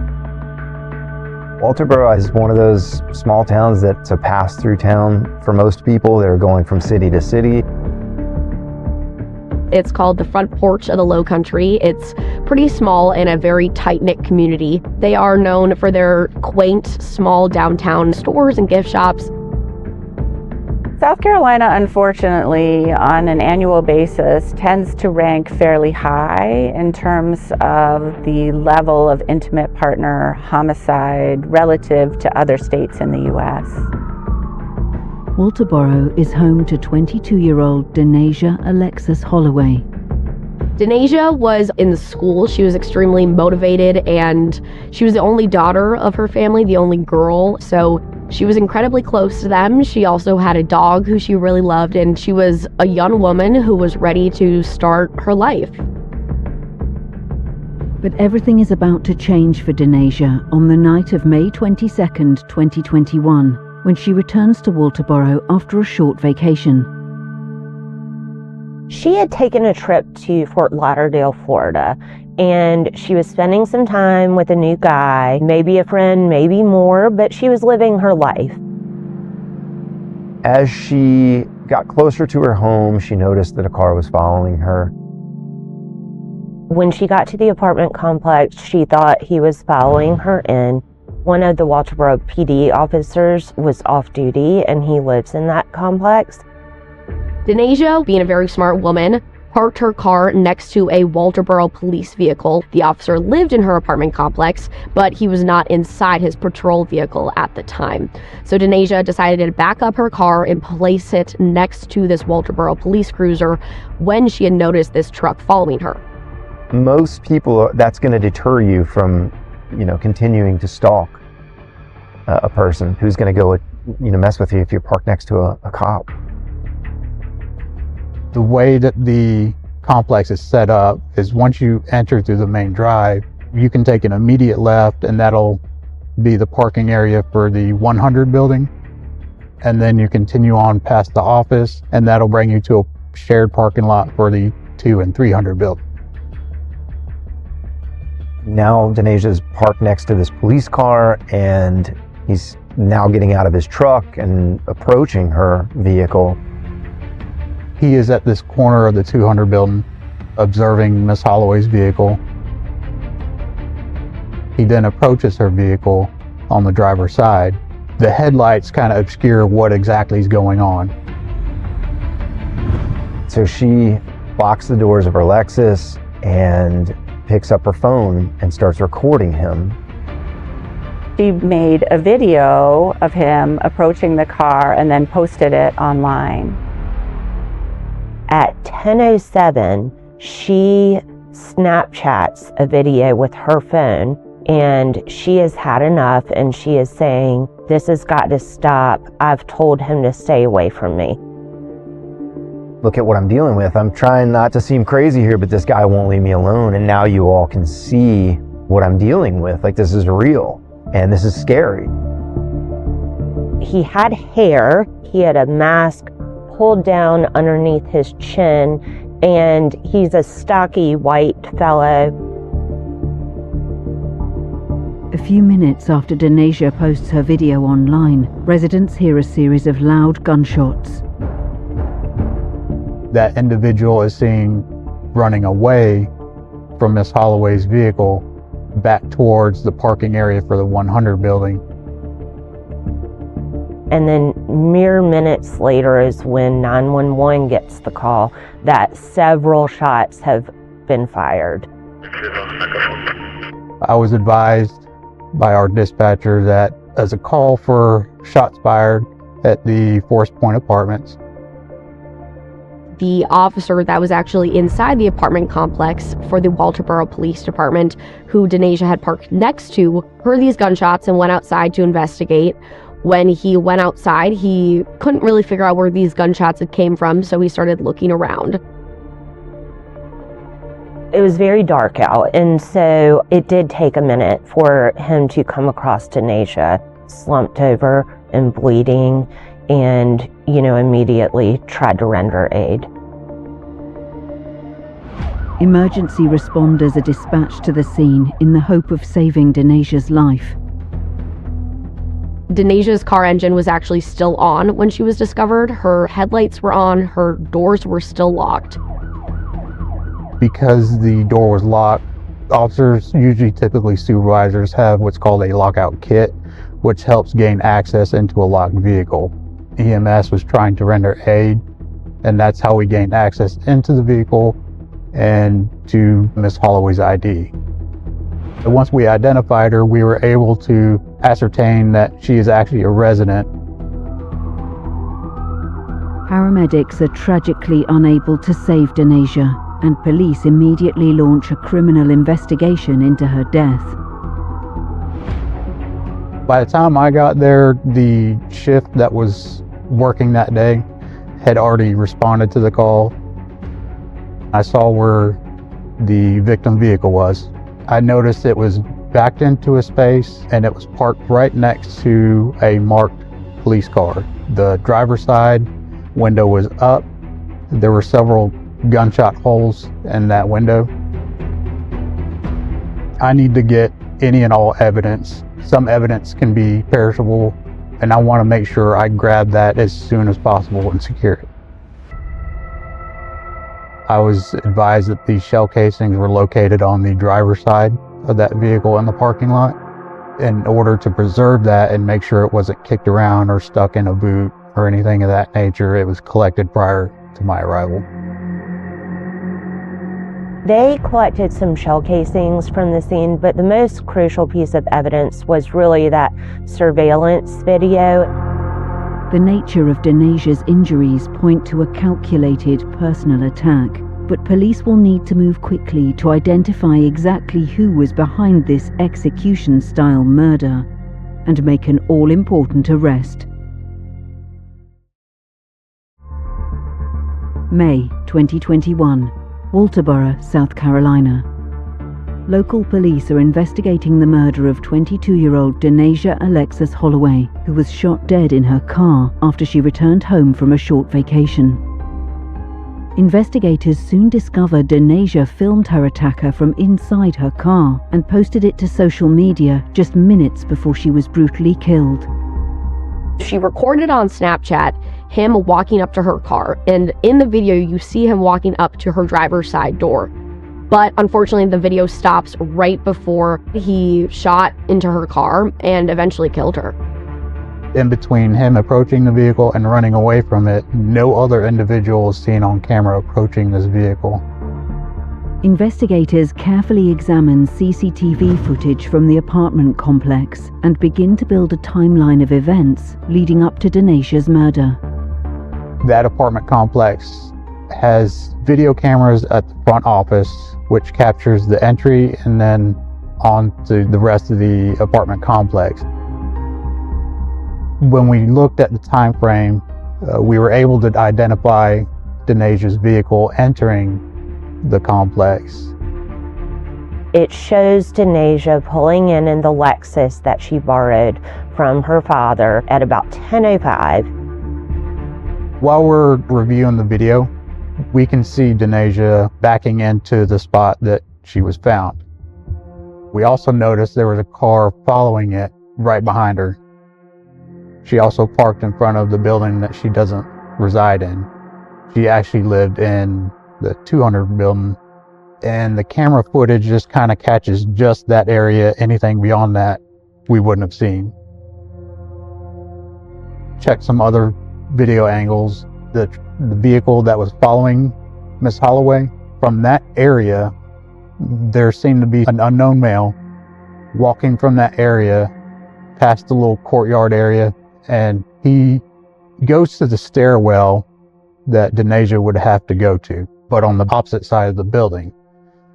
He's seen waiting there for a while. He then walks towards the corner of the building closer to where she's parked. This individual is seen just observing the car for a few minutes, then approaches the car.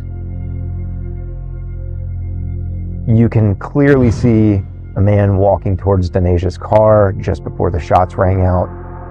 But again, even with that evidence, unless you can really clearly see his face to, clearly enough to identify him in court, that's not strong enough on its own. As this individual's running away, he runs across the front office, so we get a little bit better look at this guy. We can tell just basic size, rough build, appeared to be a white male, had some thick hair on his head, maybe a beard. Another crucial piece of evidence was Denasia's phone, which was in the silver Lexus. So that was our next step, is to see what's in her phone. We needed a code to get in there. Denasia had been seeing somebody. We had tried to see if maybe he had the code to her phone. Police had contacted Denasia's new boyfriend at the time, so the new boyfriend gave police Denasia's cell phone password, which is when they unlocked it and quickly discovered this Snapchat video that she had left on her phone. Walterboro PD opened it and gave kind of a cursory glance through and actually saw the video that Denasia had Snapchatted. Investigators now have a clear image of the individual they believe is responsible for Denasia's death. This video is also tagged with a message basically saying that this guy's not leaving me alone, I'm tired of this. Detectives need to identify the man in the Snapchat video and question him about the attack on Denasia. We run Miss Holloway's information through our reporting system. At this point, this is where we find out who Justin Carroll is. It was learned that Denasia had this ex, Justin Carroll, who she had a no contact order against and had been a volatile split. He was very controlling, very jealous, very manipulative. He lost control when she broke up with him and started seeing someone else. Earlier in the year, there had been a domestic where a firearm was involved. According to our records, the charges were dropped.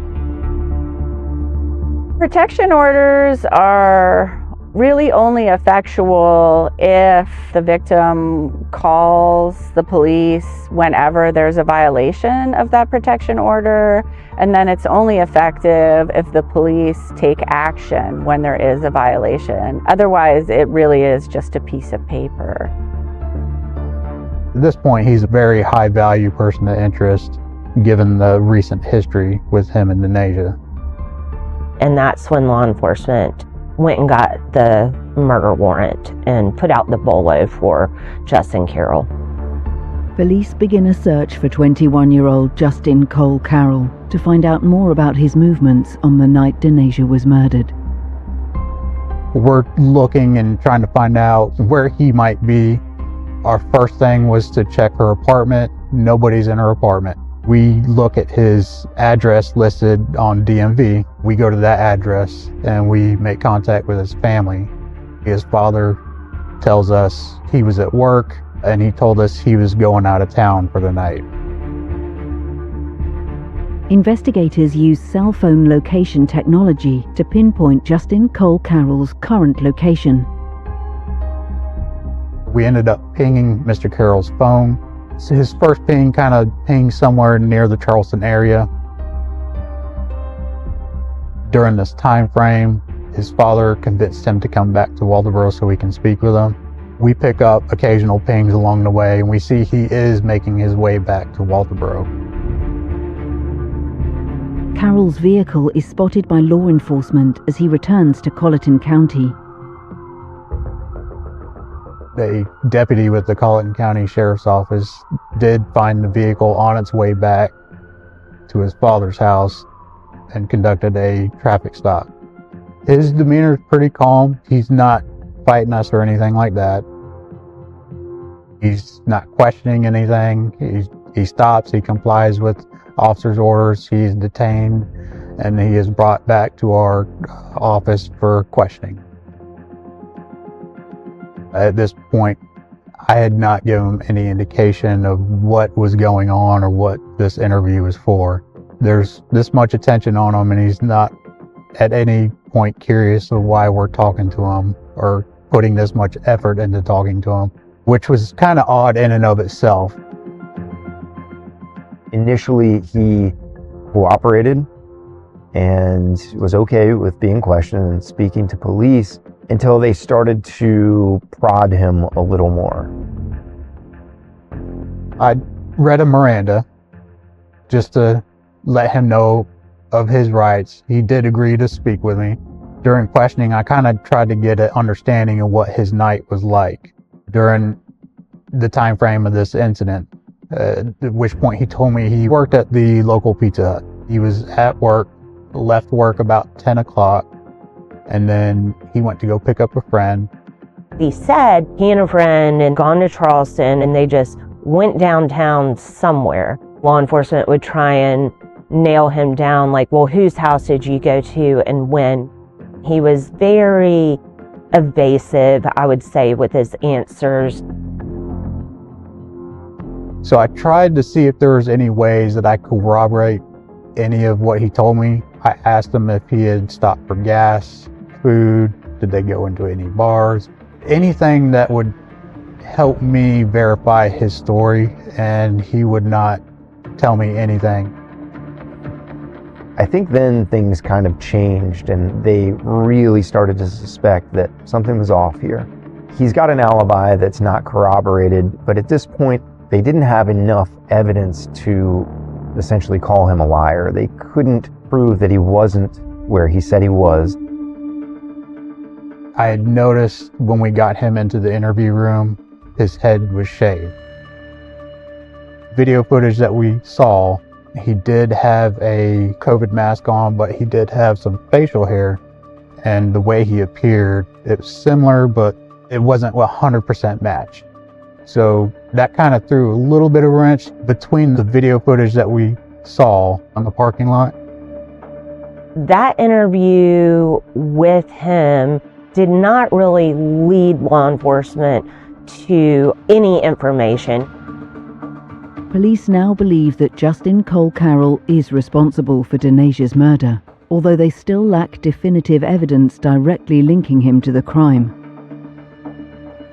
So I did get a GSR kit on him, a GSR standing for gunshot residue. He agreed to this. There's a little kit that I have that's in an envelope. It comes with gloves and everything, and there's 2 vials, 1 for each hand. And I'll take each one, dab his hand, secure it. So I collected samples from both his hands. And then that gets submitted to SLED, which is the State Law Enforcement Division for South Carolina. And they test all that in their labs.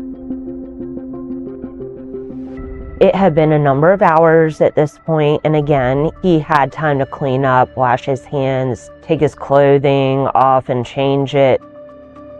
They're hoping that when those results come back, if it's positive that he has gunshot residue on his hands, they've got their guy. I interviewed him the night of the homicide. The very next morning, he agreed to come back in so we could talk. At that point, I asked him, do you still want an attorney before we talk? Justin eventually asked for an attorney, and police unfortunately had to let him go. He had what seemed like at the time an airtight alibi. He had said he had been traveling back to Charleston, which investigators did say somewhat checked out with evidence found on his phone. At this point, police have 2 options. Do we feel confident enough that we have enough evidence to arrest this person and charge them with murder, hoping that it's going to stick and that we're going to be able to find the evidence to conclusively tie this person to the murder, carry that all the way through trial, or do we let him go and risk them running? It's difficult when, especially your gut's telling you that this might be the guy, but you kind of kick it into work mode, like, all right, what's the next step? How do I figure this out? Because at that point, we needed to get working on the case. Investigators are confident they have the prime suspect in Denasia Holloway's murder, but they'll need stronger evidence against him if they're to ensure justice is served.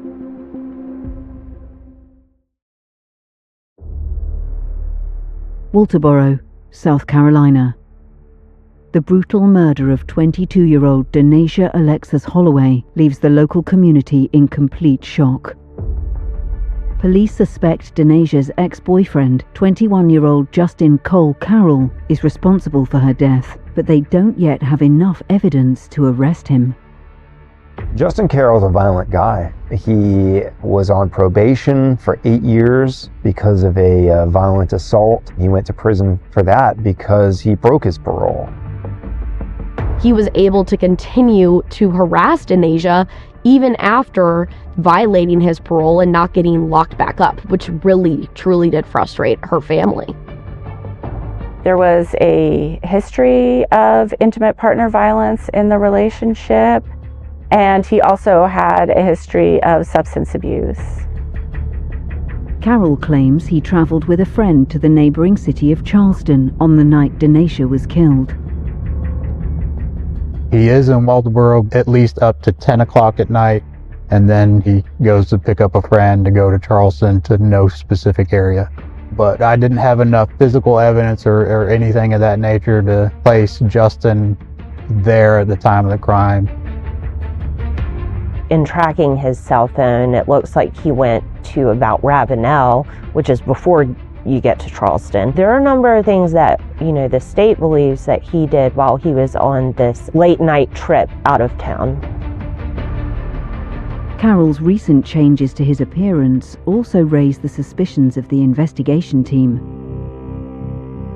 In the period of time that he was in Ravenel, he appears to have shaved his head, changed clothing, perhaps gotten rid of a murder weapon before he came back to Colleton County.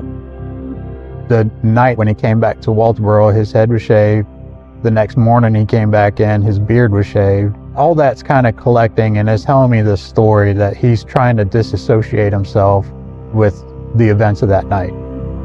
It seems like he was taking measures to try to cover his tracks, knowing that the police would come knocking on his door. When you are suspected of a murder, and you know you are suspected of a murder or even a person of interest, anything you do to your appearance that could be considered substantial, that is going to raise red flags. Investigators carefully examined Denasia's relationship with Carroll. Justin Carroll was a guy who she dated for less than 2 years. That relationship ended because of a domestic assault on her. He had actually been arrested for domestic violence involving Denasia several months prior to her death. Police were called in January of 2021 to the shared apartment at Forest Point Apartments.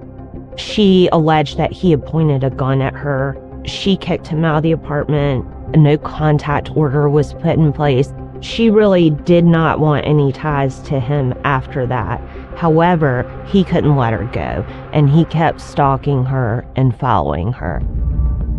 The end of a relationship is a volatile period anyway, and it's made worse when you have an abusive partner who doesn't want the relationship to end and has a history of extreme jealousy. If he couldn't get in touch with Denasia when they were dating, he would even call her mother. He would call 60 times in a row. Indicators like that early on that made people feel uneasy about this relationship, trying to isolate her from her friends and family. Investigators need to gather more evidence before they can definitively tie Carroll to the crime.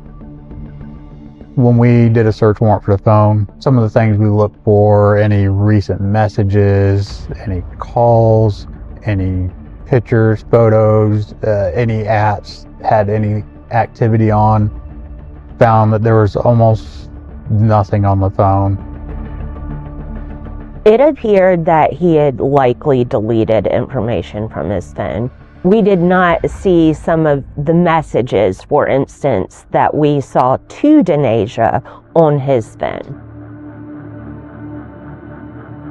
While we're getting the phone, we're also searching Mr. Carroll's vehicle that he was stopped in. Most people have some kind of buildup of accumulation of some kind of paperwork or something in their vehicle. Justin's vehicle had absolutely nothing in it. His truck was extremely clean. There was not a single piece of paper in that truck. Not a piece of trash, not a Mountain Dew bottle, nothing. This is telling me that he's covering something up. He's hiding any trace that could bring him back to the Walterboro area during the time of the crime. Detectives are now confident that they have gathered enough evidence to charge Justin Cole Carroll with the murder of Denasia Holloway and move to arrest him. At this point, I'm doing affidavits for his warrants for arrest for homicide. And shortly after that, we show up to his job at the local Pizza Hut. Law enforcement goes to his place of employment to arrest him.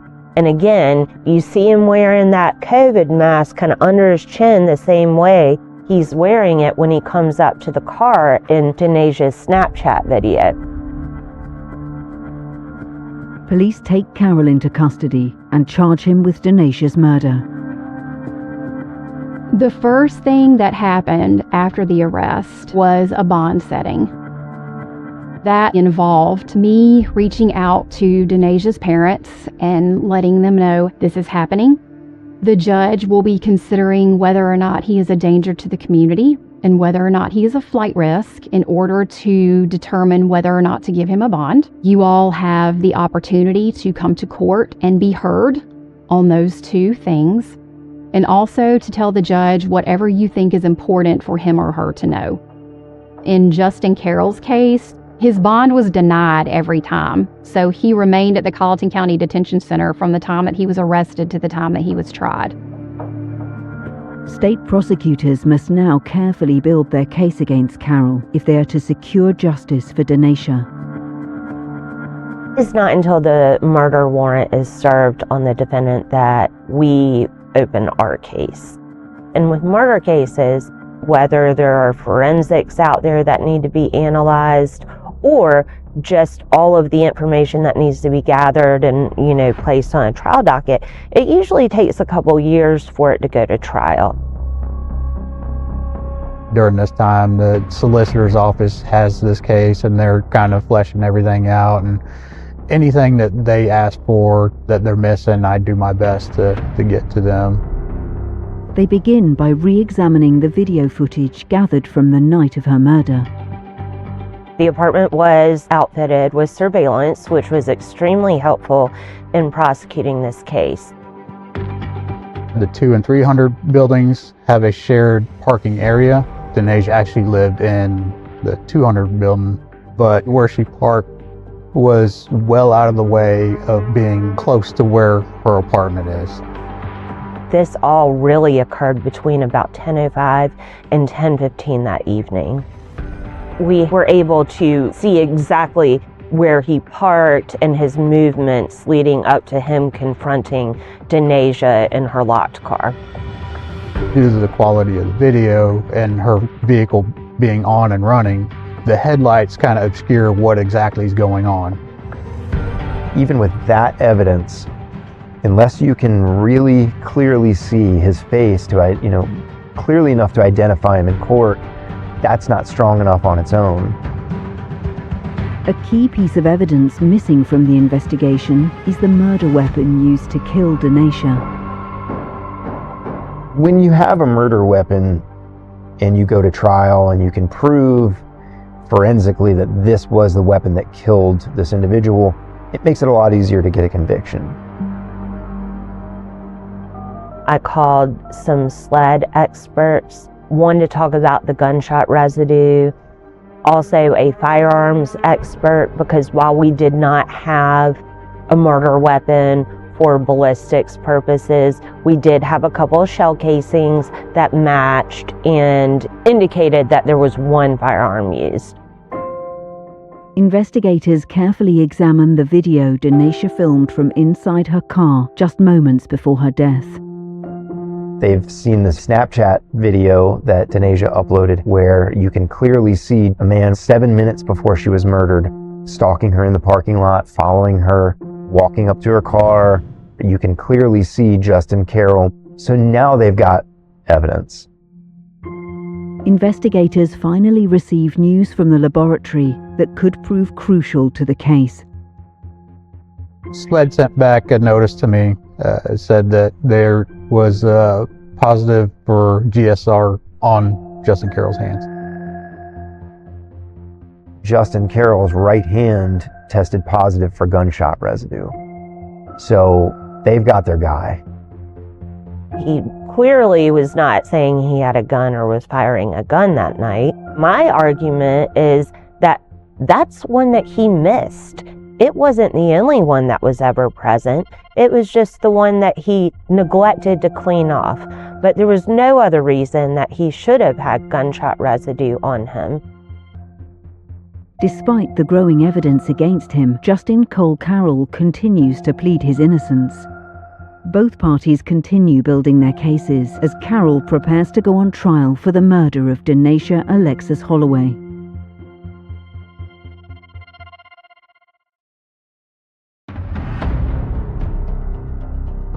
(2024) Colleton County, South Carolina.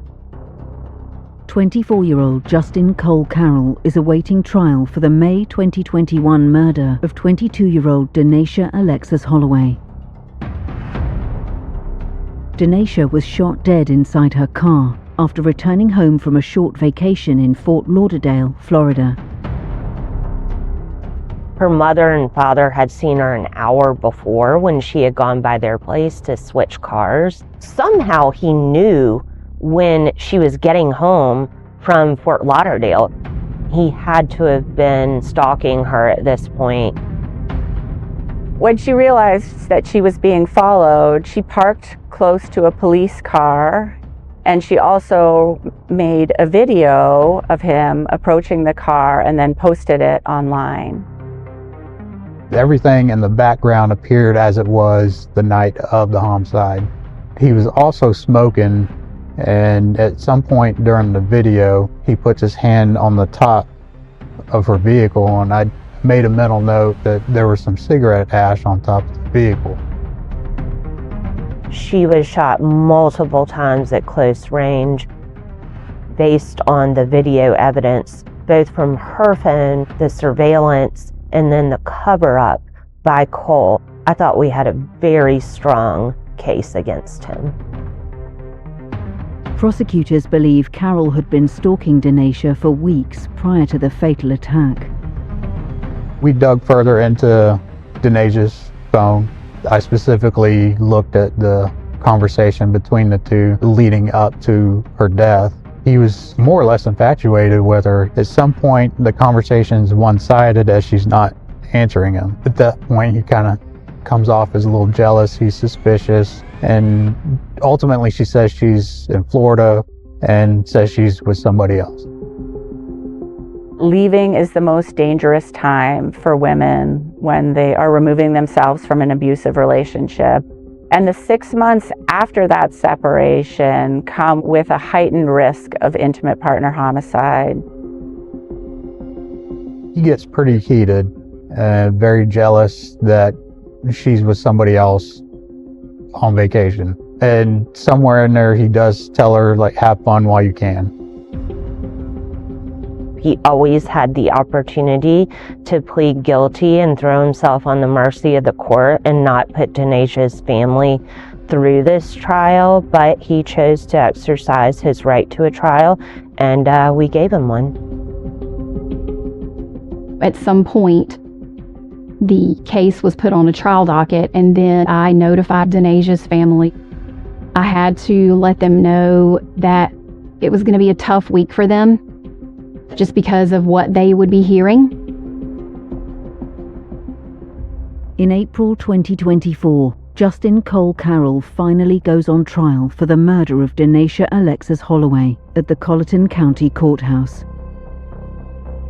During that trial, I called about 15 witnesses.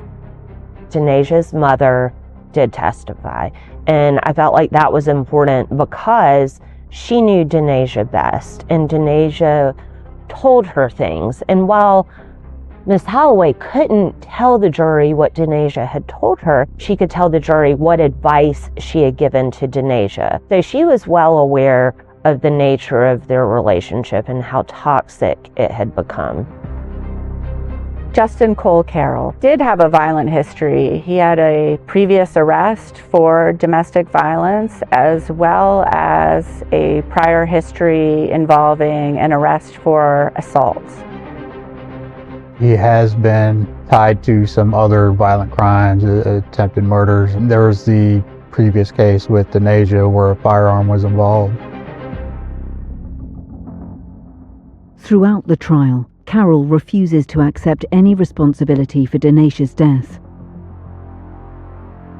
Murder trials are very difficult because you're talking about someone's life potentially or a long time in prison, and lawyers are going to use every loophole. They're going to fight every single aspect of a case like this tooth and nail. Their argument was, can't really tell it's Justin, and there was an area in the apartment complex around where he was standing at one point where a piece of candy was found that was tested. Law enforcement get it tested for DNA, and another person's DNA is on it. It doesn't match Justin Carroll. That was their way of trying to show reasonable doubt that it could have been someone else. When you have evidence like the Snapchat video that Denasia uploaded, that makes it very, very difficult, if not impossible, to have a jury say, well, we can't say that this was likely him. No, the guy's on video moments before she was murdered. I called a firearms expert because while we did not have a murder weapon for ballistics purposes, we did have a couple of shell casings that matched and indicated that there was one firearm used. You don't need a murder weapon to prove there was a murder. In this case, you have so many of these elements. You have CCTV footage, you have the Snapchat video, you have gunshot residue on his hand. Clearly, this is the guy, and this is how he did it. On the third day of the trial, the jury returns to court to deliver their verdict in the case. The final verdict came down. He was sentenced to 60 years. That is the best scenario that we could have got. For a family of a victim like Denasia, I'm sure they would have loved to have heard those words, life in prison. But there are people who get life sentences and are paroled in 8 to 10 years. In this situation, getting 60 years, if it's without the possibility of parole, he could actually spend longer in prison than if he got a life sentence. Justin Carroll had Denasia's initials tattooed on his wrist, and I was told by the security that escorted him out of the courtroom after being sentenced is on the elevator ride down, said something to the effect of, one mistake cost you 60 years. A lot of these guys have very similar tendencies, jealousy, obsession, those types of things, and similar patterns of behavior. And Justin certainly fit the mold on that one. He is clearly a very dangerous individual, and I think our communities are safer if he remains behind bars for the rest of his life. She had done everything right that we say victims should do. She tried to get an order of protection. She was trying to protect herself from him. She had also created distance. She was dating somebody new, but unfortunately, he would simply just not leave her alone. The trip to Florida that she took was with someone new that she was seeing, and it did not sit right with him at all. He did anything and everything that he could to maintain power and control over Denasia. He also had access to a firearm, and at least in the US, that is another risk factor that raises the potential for lethality in an intimate partner violence relationship. With Justin Cole Carroll now rightfully behind bars, the community of Walterboro reflects on the senseless death of Denasia Alexis Holloway at the hands of a remorseless and jealous killer. Ever since this case, I've kind of paid more attention to domestic violence cases, but we need to have a support system there for the victims. Let them know that they are in control. They have the power. The offender doesn't have the power. We're there to protect the victim and hold people accountable for their actions. I do think that Denasia advocating for herself in the way that she did, there is a lesson there. And even though it didn't save her, it certainly helped to put her killer behind bars. Denasia's family and her parents just continue to say that this should never have happened in the first place. They were trying to help, and at some point, she had done everything that we tell victims to do to protect themselves, and yet she still was not obviously protected in the end. Denasia's family is so wonderful. I hope that I did enough for them while this case was pending and during the trial. Her family will always remember of her as her drive and her laughter and her willing to try and push herself to this next part of her life. She protected herself literally beyond the grave. She was her biggest advocate. And I think that type of defiance and that type of strength is inspirational to a lot of us.